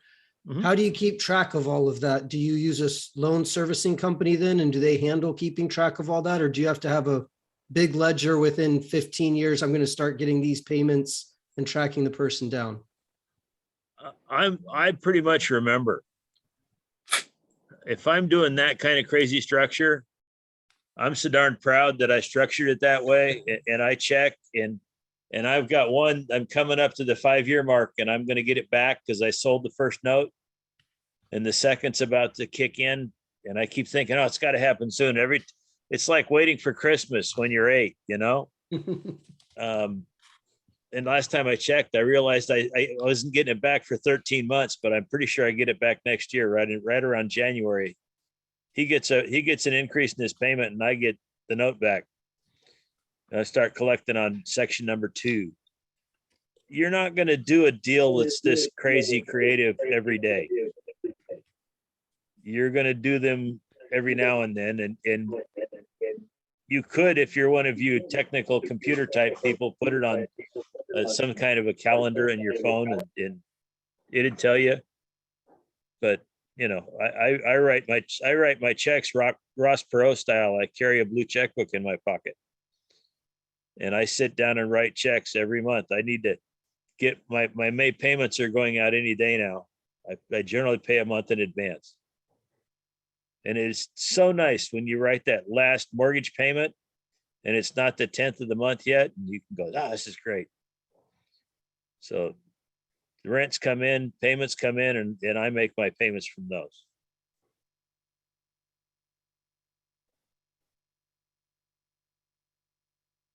Okay, you want another interesting challenge to come up with something creative, Andy?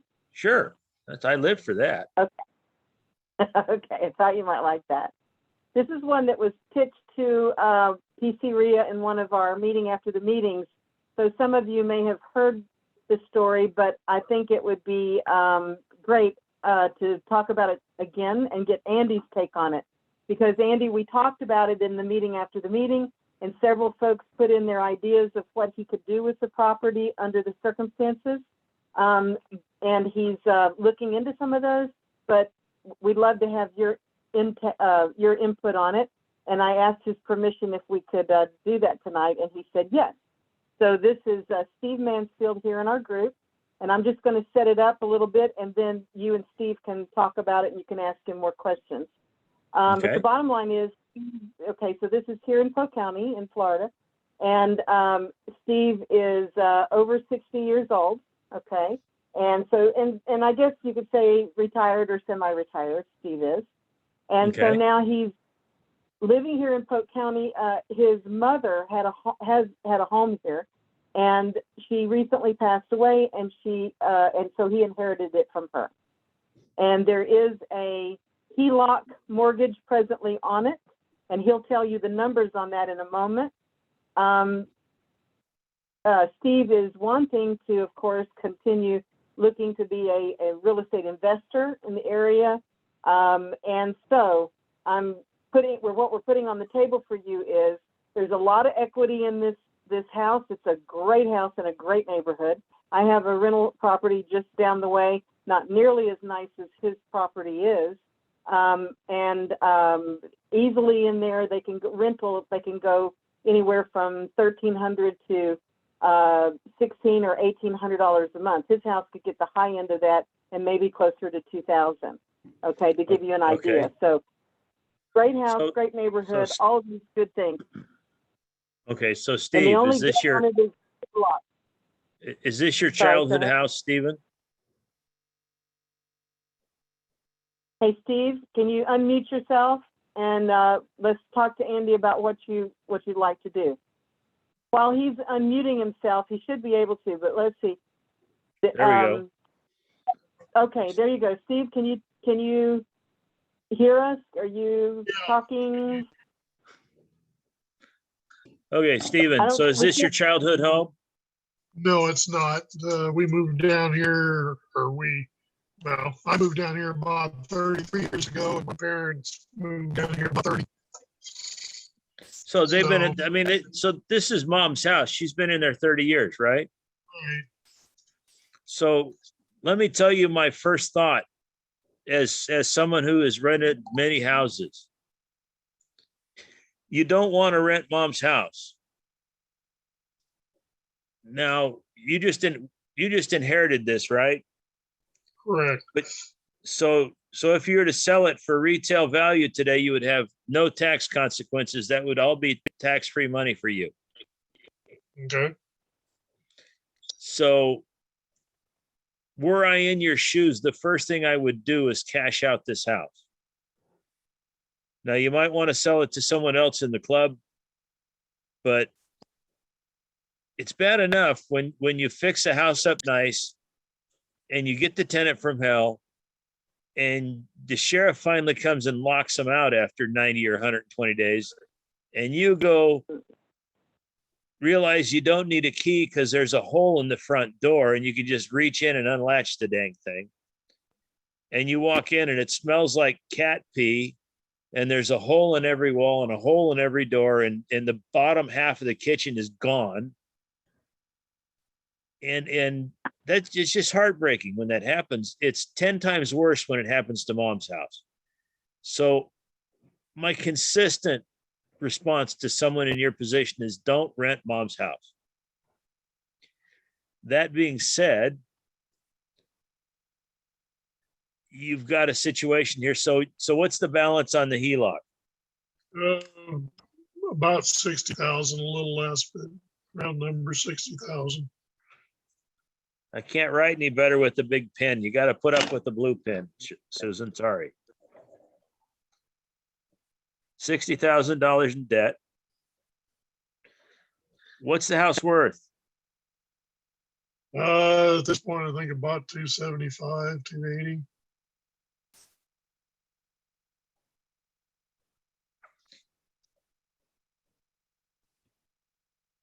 So could you go out and buy? So here's the solution I come up with is sell it. Wait, Andy, there is one thing you need to know, okay? And that is that what he needs in life, and Steve, if I'm speaking incorrectly, of course, correct me, but as I understand it, what Steve needs is a place to live. It doesn't have to be big or giant or beautiful or any of those things, but he needs a place to live.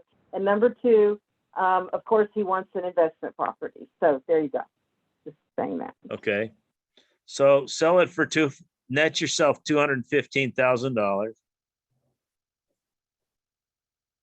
And then go out and buy 5 houses.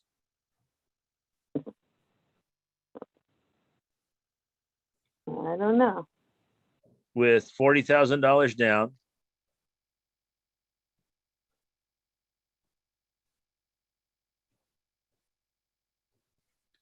And if you're paying 20% down, that gets you $200,000 houses.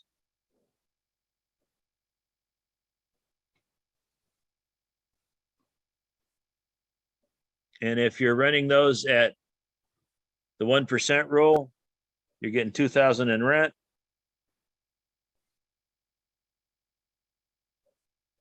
Which means you should be getting $1,000 net. Minus your mortgage.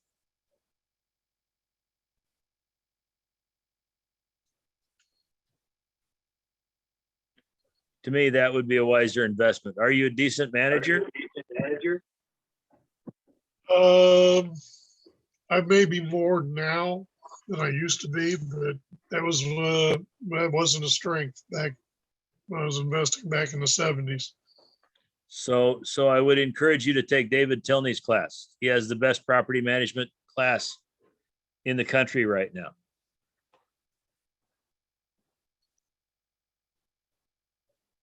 I believe do you live in that property too? I see, so you're saying he basically, one of those properties would be his owner, his occupied property, right, Andy? Yeah. I believe he currently lives in that property, if I'm not mistaken. How large is how over adequate is the property for you, Stephen? Well, it's a whole lot bigger than what I need. It's about 1,800 square foot, 3.2. So next question, are you over 62? Yes, Do you have any heirs? yes, Do you care about them? yes. Darn. Because you qualify for a reverse mortgage. If you just wanted to eat mom's house, you can do that. I had considered that too. Looked into it. The thing that was told was that I have to live in the property to get or keep the reverse mortgage. Yeah, you have to do what? Live in the property. Right. Well, that's the solution if you want to live there, is you can eat the house. Good. That's what reverse mortgages are good for. There's a lot of people out there that say that they're just theft of houses, but it's a way for you to eat that asset. But go in with your eyes open and say, I'm choosing to eat the rental house, or I'm choosing to eat the house I inherited. What do you mean by eat though, Andy? Explain what you mean by eat that house. Well, so there's $215,000 worth of equity in that house right now, round numbers. And if he needed to eat that $215,000 over the next 30 years, ignoring interest, if he was to spend $600 to get $600 in extra income every month, he could eat that house, which means that he's spending the house now by doing that reverse mortgage. He's living You could off the certainly do proceeds. what's that, Mac? He's living off the proceeds. Yeah. Yeah, that's why I call it, he's eating the house. So that's another, and if you care about your kids, ask your kids if one of them would rather be the bank. And tell them that if one of them would like to buy a remainder interest in the house, you'll sell them a remainder interest for $600 a month as long as you're alive. Okay. Not quite following that, but Okay, so you do a reverse mortgage. Let me turn the page here. Oh, went the wrong way. Let's go this way. Here we go. So you've got $215,000 in equity. Is that a good number? yeah, Sorry, you guys have to read my writing. It sucks. And you'd like to get $600 a month extra. Would $600 a month have a positive impact in your life? it would have an impact. I don't know how much difference it would make. I don't either. Some people, it would double their income. Some people, it wouldn't buy an extra dinner. You have to ask yourself, what's your number? How much would you like to get extra? How much extra income to be comfortable? 1,200 to 1,500 a month. So let's go with 1,200.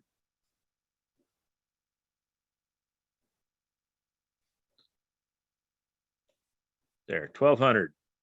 Horrible writing. So 215,000 divided by 1,200 means 180 months.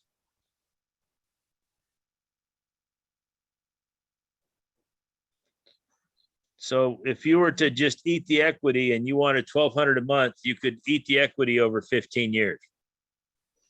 The only problem is you're not going to be dead yet at 77 unless you're a chain smoker and weigh 400 pounds. Yeah. Nope, I'm not. So that's what you could do. And you could also I bet there's someone in your real estate friends world who would pay you $100,000 for a remainder interest in the house.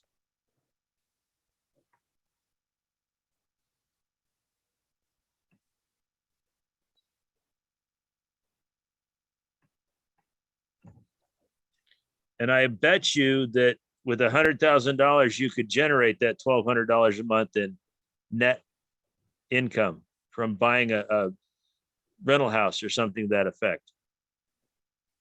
Yep. And knowing that the cost on selling the remainder interest is that no more house when you're done. So no Andy, estate. would you please explain what a remainder interest is to the peanut Sure. gallery, please? I'm sorry. These are words that I use on a regular basis. So remainder interest means that you get to live in the house as long as you're able to. Once you're no longer able to live in the house, you don't get to own it anymore. What's left over, the remainder, is the remainder interest. So somebody would be investing $100,000, assuming that when you finally do go to heaven, that $215,000 has grown substantially higher. And they're going to make a substantial yield on their investment because they're paying $100,000 for $215,000 worth of equity. How much is the payment on your HELOC? It varies, but it's between 215, 220 a month. Okay. So not going to have a major impact from eliminating that. But that's another way you could do it, is sell a remainder interest. Do you like roommates? I've considered that as an option too. I have friends that run a company in California, and it's better than roommates. They sell a really, really nice ADU for less than like average about $60,000, $70,000.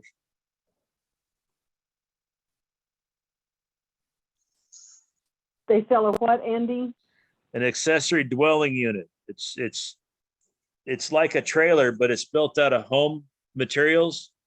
It's ADA compliant, so you can roll up the ramp and into it. And it's got a 36-inch entry door, 36-inch door into the bathroom. You can get it with a shower that you can roll into. So it's very good for a senior citizen. And their structure is you put the ADU behind the house, separate it out so it's a separate area, fence it, and you move into the ADU. And that's an accessory dwelling unit. And then you rent the home to a nice family.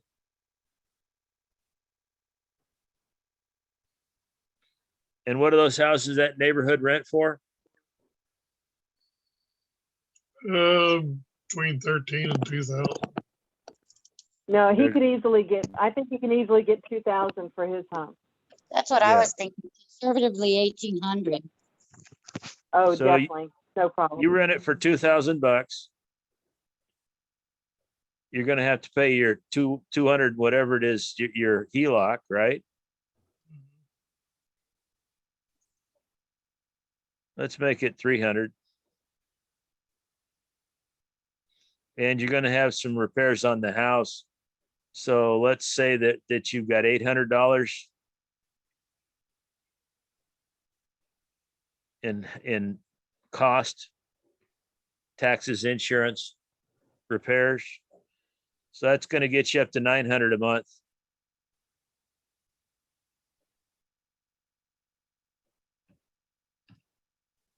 And you're going to stay in a neighborhood you like. You're going to be near the people you know. I presume you have a church in that neighborhood you go to. Probably got a drugstore, doctor, dentist. Yeah.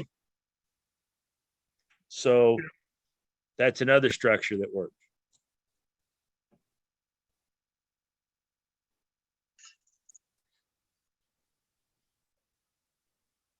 Remember when go ahead. Could he sell the remainder interest and have ADU and have the person who's buying the remainder interest pay for the ADU? Absolutely. That's a good structure, Mikkel. Thank you. So if you sold that remainder interest for the 100,000, you could pay for the brand new ADU and probably pay off the HELOC. So that gets you to, hang on just a sec. This is a tenant. Give me 1 minute.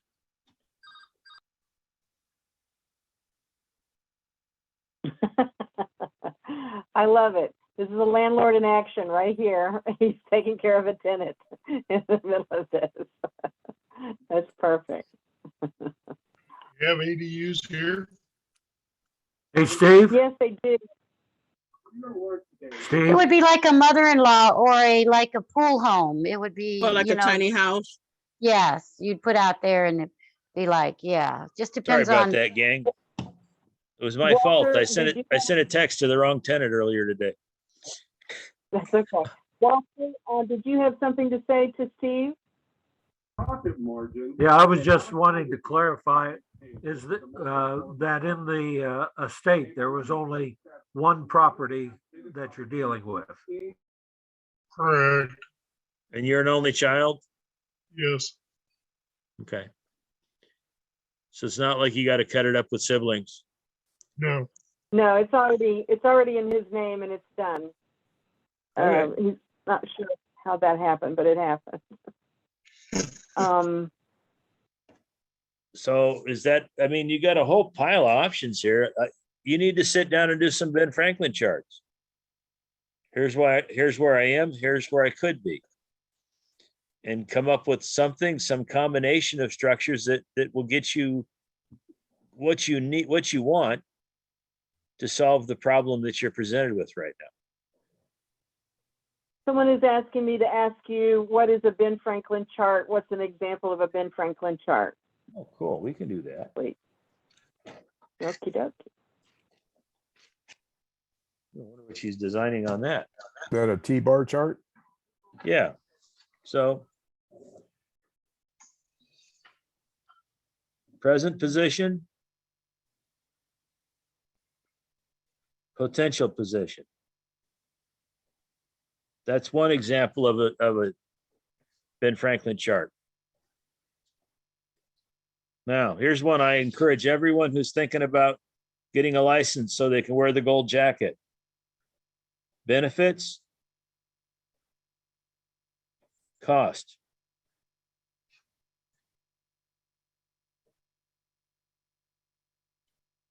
I talk to lots of people that think they want to, as Jimmy used to say, drive around in your LTD Broham with your white slacks and your white patent leather shoes and show farmland all around Chipley. If that's really not your goal and you're thinking about getting a license, what are the benefits of getting licensed and what are the detriments of getting a license? You're talking about being a realtor in case. You're talking about folks realtor's didn't get that. license? Yeah. Yeah. Yeah. You guys don't remember the gold jackets? No Century 21 offices near you? Oh my God, yes.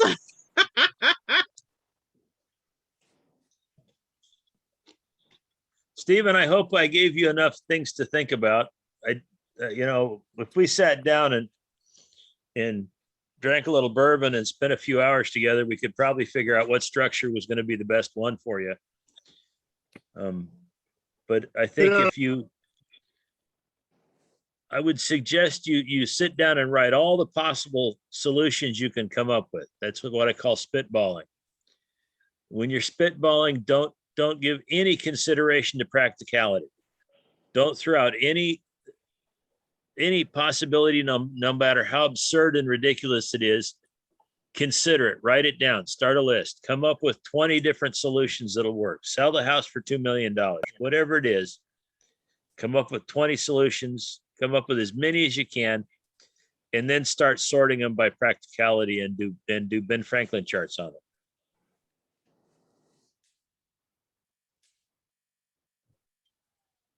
Andy, someone has a question about wondering if you have run into HELOC loans before and had experiences with those, calling anything due like in this case where Steve has taken it over, and is just making the payments, et cetera. Have you had any experience with HELOCs?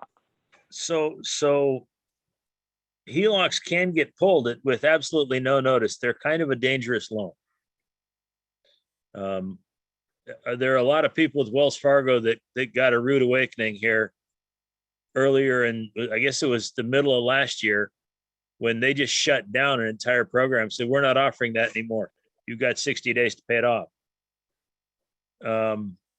I have a friend who's an active participant in many of these Florida meetings, and he was a builder for many years and he really developed a dependency on his HELOC, and they pulled it. He lost his line of credit, and suddenly that constricted. I've had many friends in the past who had a HELOC, a line of credit, as their emergency fund. They didn't have the cash available. They figured they had the debt available. And when 2008 happened, they found out that debt available was not much of a safety net, because suddenly they didn't have it anymore because their house had no equity. Or at least the bank perceived that their house had no equity. So no more line of credit. That's kind of the situation too. We didn't really talk about that too much, but the loan is just my mother's name. Okay. I didn't sign, I didn't have anything, but it is attached to the house. And that was a concern they have, that they could call it. I don't have the money to do it. So you could get it. That's not a problem. But I will tell you something. Where's the bank going to put the money? Is your HELOC locked in at a very low fixed interest rate? It adjusts. Right now, I think it's like 4.25. So you're making the payments on it regular, and I hope you're paying a little more than the minimum, right? Yes. Okay. So I don't know any reason, any motivation the bank would have to call that note due so they could take that money and put it back out at 4.5%. If our interest rates normalize and the banks stop being stupid with money, and they can put it out at 7 or 8%, or think, 1980, 20%, then they're going to call that kind of stuff due. But right now it's sitting with the market. It hasn't capped out on that adjustable interest rate. I don't expect they're going to call it on you, even though mom's dead, as long as you keep paying it. But if they did, I guarantee you could sell an option on that house pretty darn quick for 60 grand. Yeah. Or you could sell a remainder interest for 60 grand. Or half a remainder interest if you wanted to do something for your kid. There are a number of structures that could be done. Okay.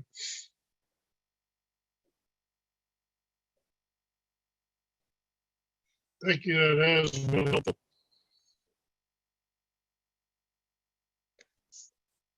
You kind of burnt out there, Steve. I think it has, and then that was it. I hope that was not my end, because I've got really good internet here. It's why I do it at the barbershop.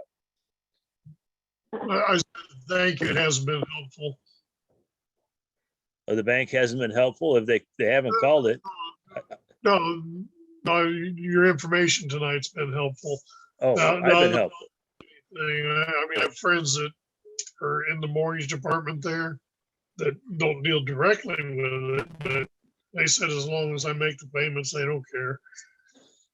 Like I said, that attitude will change instantaneously if the home mortgage goes up to 10% where it should be.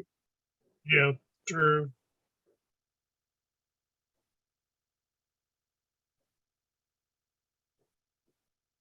Anybody else? It's getting late back there. I've got one. Yeah, All right, Craig. Craig has got one.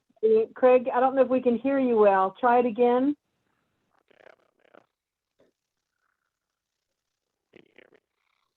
Oh, he was there for a minute. Craig, try to, yeah, Craig, usually his is very clear. Craig, Go stand on your left foot, Craig. Okay, how about now? There we go. That's great. oh, yeah. Okay. Yeah, there you go. Okay. That leg works. Okay. Okay, so I've got a warehouse where I keep all my rental stuff, extra refrigerators and stoves and stuff. And the house next door to me, really dilapidated. I guess got bought by someone who wanted to flip it. And they started off by paying too much for it. And the house is kind of stalled out. I would like to own it. And they paid 50 for it. They put a new roof on it, and now it's stalled. And I mentioned that I'd like to buy it. And they said, okay, well, I guess they got back to me through a realtor or somebody who said, make an offer on it. We're interested. So I don't want to pay the 50 that they paid for it, or that's about as much as I think it's worth. And I think they've realized that whatever they used for an ARV just isn't going to work in this neighborhood with all this industrial warehouses next to it. So I don't know, can you guys pull a property profile in your county? You know, will the title company tell you how much they borrowed and where'd they borrow it? And when did they borrow it? And I presume, you know, most of the hard money lenders in your neighborhood, you can tell if it's hard or soft money, if it's 30-year mortgage or if it's interest only mortgage. Yes, We we can can do definitely that. look that up on the county. Yes, we can do that. Okay, I so can help you with that if you need me to, okay, Craig. so if you find out that the local hard money lender has lent the money to bought the house, they're pretty uncomfortable right now. And if you could relieve them of that, then you could negotiate something that would benefit both of you. And I want you to, what's your goal for this house? You want to control who your neighbor is, don't you? That and I want the land next to my warehouse for, I guess we both have 10 foot and I want to take their 10 foot and move the fence. And okay. So it would be a keeper then. You're not just going to do a lot line adjustment and then sell the house. Right. You'd rather just move the fence and ignore where the lot line is, right? Correct. So I want you to take the price of the house completely out of your mind. If you Okay. could buy that house, what will that house rent for when it's polished up? When you put another, $5,000-$10,000 in it? It would rent for $1,200. Okay. So $1,200 rent.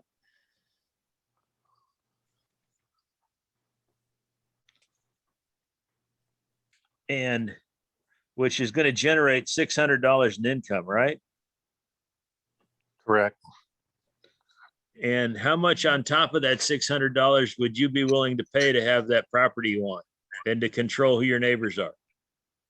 Would that be worth $400 a month? Yeah. I mean, it'd be worth,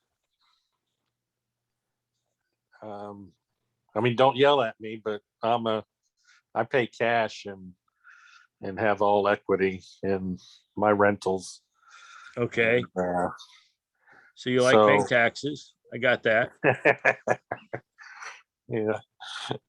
So how much would you be willing to pay? Would you be willing to pay $400 a month to get that lot line moved and to control who the neighbors are? Sure. What do you think they're all in? I think they're probably at about 60 plus their whatever carrying money. So do you think they would be tickled pink if some stupid guy offered them $100,000 for that house? Yeah, I was wondering if I could get it for less than that. Is there some way I should approach it to, or because I want it more than just the rental, should I just pay more for it, I guess? So if you could pay a hundred payments of $1,000,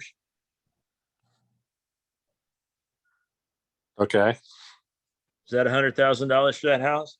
sure. Let's see what that's worth at 8%.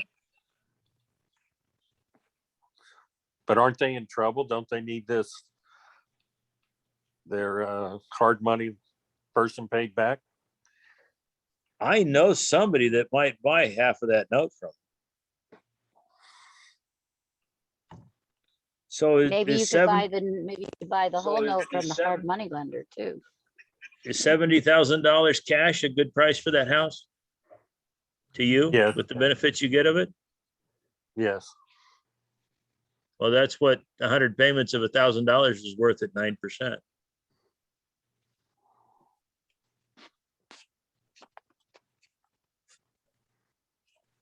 See, I love overpaying for Okay. houses because it engages people's greed. And when people get greedy, they're not in our business. They don't play with the financial calculator every day. They saw house flipping on TV and believed that you can sell it and do it in 6 weeks and have no closing costs. Right? Yes. And if you tell them, I'll give you $100,000 for that house, because you say, in the event that I could pay $100,000 for that house, is there any reason you wouldn't sell me that house? Okay. And what's the proper, what answer do you want? You want them to say no. What's the default answer when you're negotiating with someone? Default is no. Right. So always ask questions where you want them to say no, because Okay. that's where they're going to default to anyhow. Structure your questions to make the answer you wish to get be no. Gotcha. And then say, I'll give you 100 payments of $1,000. Oh, that's great, except I have to pay off Mr. Hard Money Lender. He needs 50. I know somebody who will lend you 50. He will lend you $50,000, take the payments on that note, and you can buy it back anytime for that same $50,000 when you make a good profit on your next flip. Oh, wow. And do you think I would be happy to pay $50,000 for $100,000 in payments? What would my yield be on that?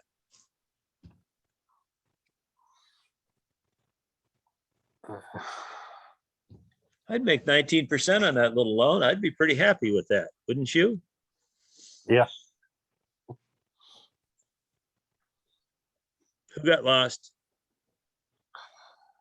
I didn't get lost, but if he was gonna do that, is there a way he could buy that note back for the 50 grand and to where he's just in it 50 grand? It'd be like a Yeah, he's circle then, Mr. but- Yeah, but if he offers them 50 grand, their greed muscle's not going to kick in.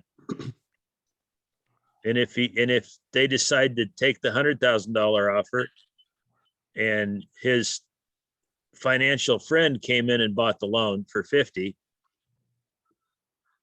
and they'd think, oh, great, we're going to make a profitable flip in 6 weeks when we do this and do that.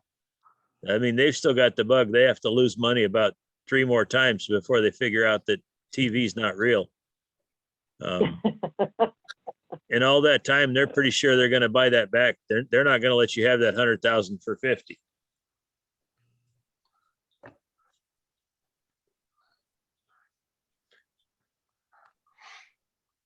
Remember, what's Anybody everybody's have- favorite radio station? Really? Dewey, Don't you Cheatham, ta- and Howe. No, that's your attorneys. Oh, okay. WIFM. Everyone's favorite radio station. What's in it for me? If you always, before you walk into a negotiation, figure out how to tune in WIIFM. There's an I missing. It didn't feel right when I wrote it that way. And you structure things so you show them that what's in it for them is better than where they are. And greed is a great motivator. So Andy, I'm my brain's like not functioning, I guess. So you have this, he wants to get the property next door. I know you're using it as an example. You offer the guy $100,000, basically 100 payments of $1,000. I got that part. Good. But then you come back and because he's telling you that the person that he borrowed the money from, he owes 50 grand to. So you come back, instead of offering him $1,000 a month, you're technically getting it for 50. No. Okay. Remember, we've engaged his greed muscle. He wants $100,000. He thinks he's going to get it, right? Mm-hmm. But he needs to take care of his hard money lender. He's got to give him 50 grand. Okay. Does that sound right? Mm-hmm.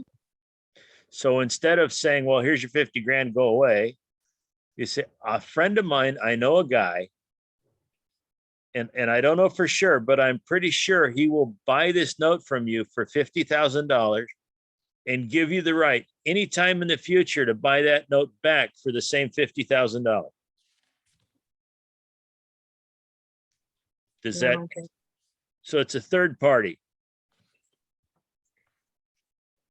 Now, the third party could just be a loan servicer, quite frankly. But, so the flipper who's got the dream and doesn't do his math well is going to sell that note for 50 to Jay Turner or to me. And he's going to sit there thinking, oh, I'll get this back in a little while. It'd be a year max, I'll get this back. And quite frankly, if I was to collect on this for 2 years and then get it back, I'd be tickled pink with that. Invest 50, collect 24,000 and get 50 back at the end. How many times do you have to do that to make a profit? So he's paying you. So he's basically he's not getting the full 100. He's only getting 50 to kind of pay off the other guy, because basically what he's doing is taking out another loan to pay off the other loan. You got it. He's borrowing, he's hypothecating his note. So she's taking from Peter to pay Paul. And then he's paying you back on that 50. He's never going to pay back the 50. If he did, he would be a unique individual. Okay. And if he does, then my yield's much better. So let's say he pays it back in 2 years. Mm-hmm. So I pay 50, 24 months. I get my 50 back. And I collect $1,000 a month. That's 24%. Good enough? How would you work in if it needed, I think it needs about 20,000 more to make it livable. We're talking rental house. How big is this house? Well, it had it doesn't have a septic tank. What was before septic tanks? As a leach pit? Yeah. Okay, so that's that. In my market, that's a couple of grand. Okay. And they've tore all the drywall out of it. Oh, morons. Yeah. So did they throw the kitchen away too? They tore the kitchen out. They tore the drywall out. Well, so offer them $800 a month for longer. Okay. I mean, you just have to structure it.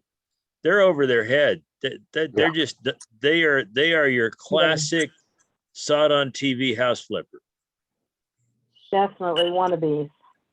Yeah. Yeah. It's like, I don't know. Anybody in this room that runs rentals, can you ever imagine attacking a kitchen cabinet set with a sledgehammer? They do it every freaking show. They go in and they start hitting the cabinets with a freaking sledgehammer. If you got to hit a cabinet with a sledgehammer, it's probably strong enough to stay where it is, or if you're going to do a high-end flip, to move it to a rental house somewhere. That's the drama effect. Yeah, it's stupid, and people believe it. That and it's 6 weeks to do the whole thing, and nobody pays any closing costs. So, Craig, that would be my solution. I would overpay for the house. Thank you very much. That was great information. And once Very again, that's good. one solution. Go through and get a half dozen of them before you talk to them. And don't let a freaking real estate agent get in front of you. You need to negotiate something that benefits both of you. And you know who they are. I presume they've been working next to your house. You probably talked to them over the fence, haven't you? Yeah, I talked to the workers who then said, well, they would let the people who they do this work for know that I'm interested. And then I got a phone call back from a realtor who said that he represents them in these deals. So you know what you say when they say that? You say, that's nice. When can we have lunch, the four of us? Okay. I'll buy you lunch. What's your favorite restaurant, Mr. Real Estate Agent? Don't say Morton's. If you do, I know you're a jerk and I don't want to have anything to do with you.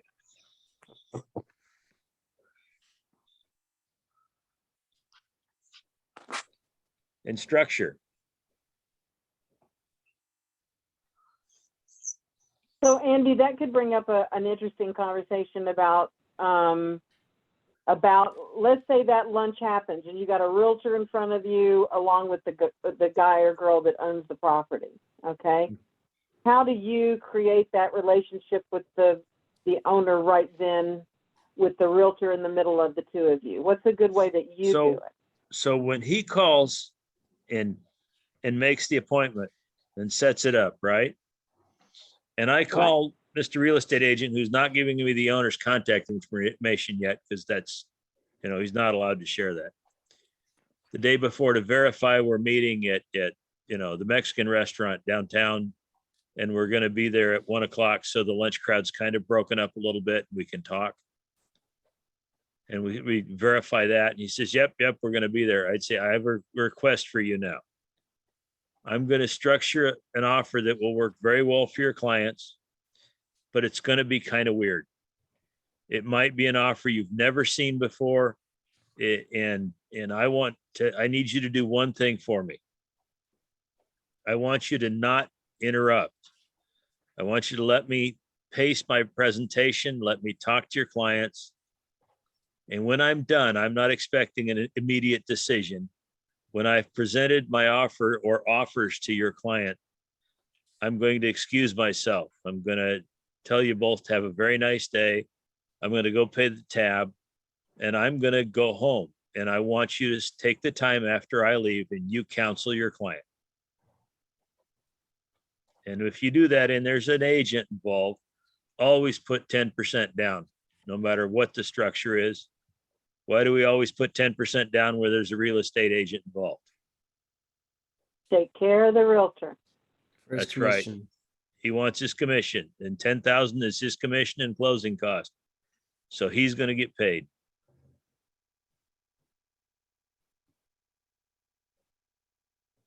So that relaxes your realtor so that he doesn't have a reason to fight the whole situation. So very good. Thank you. That's it. That's always the first part of that offer structure. Of course, I'm going to start with the 10% down. And of course, we're going to be about 2 hours into that meeting because I generally spend 90 minutes on warm up and lunch. Your goal when you're negotiating with a seller, before you have any conversation about their house, get them so they want to adopt you.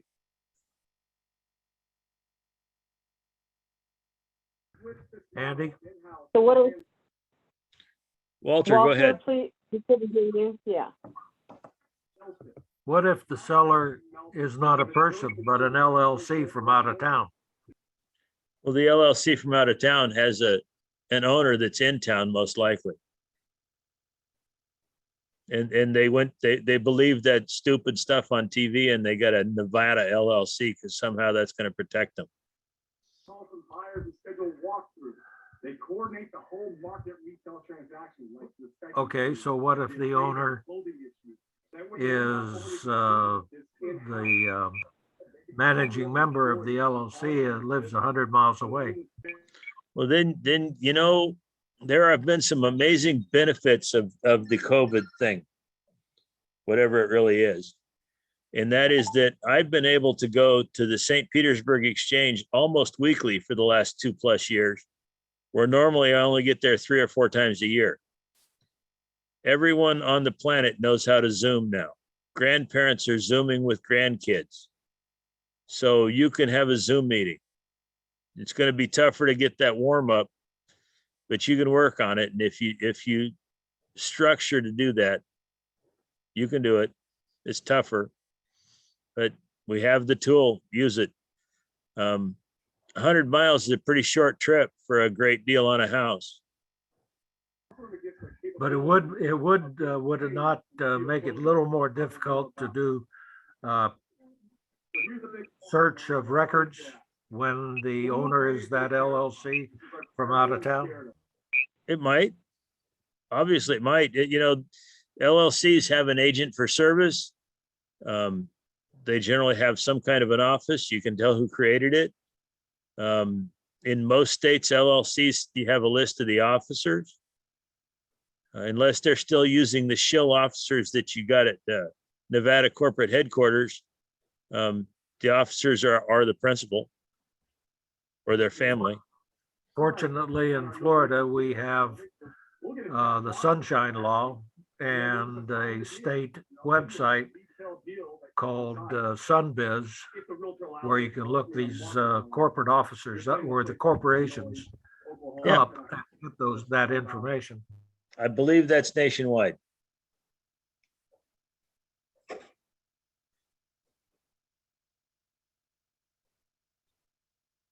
Okay, any other quick questions before what I'm going to do is, I promised that I would wrap it up and we would end this part of the meeting, but that doesn't mean we're going to end the night. As I told everyone in the beginning, we will continue this meeting with more of this, because this is fantastic. Oh my gosh, Andy, this is awesome. And so I just want to, Andy's left the room, but not the building. Yeah, he's gonna take a potty break. I figured you're gonna take a potty break. We're gonna be here a while. No, I gotta change chairs. The one I like to teach from is it's higher, but it's hard. So then I get the soft chair and it's shorter. So that's a good sign. That means he's settling in for a little longer with us. So we get to pick his brain more. And in fact, we have someone that has a deal they want to share and see if it is a deal or not a deal. It's a new thing. So Andy, we'll be able to go over that, which I think will make it a real dynamic, interactive thing. And so for this part of the evening, I just want to thank you genuinely, heartfeltly. Andy, thank you so much for being here with us tonight and sharing so much information. Everybody, please give him a huge virtual applause. He deserves it. You really brought it to the table. This was so good, so good. Thank you, Andy. Coach. Fantastic. Yeah. Thanks, guys. It's always fun. When there's good questions, it's fun. Yes, and thank everybody that was here tonight to make it a dynamic evening for Andy, because this is what I know he loves. He just eats us up, as you could tell, when people are interactive and willing to share and step up and let him help us out. And that's really what this was about. And in fact, again, I want to thank you all for being here, and in the true spirit of our motto that I mentioned at the beginning of our meeting, which is investors helping investors. I know that you saw that in action tonight with Andy helping all of us. I hope you'll seek out others to support and go out there and make a difference in someone's life. Thank you for inviting us into your home tonight. Be safe and God bless. And we are here for you, and we'll see you at the next meeting.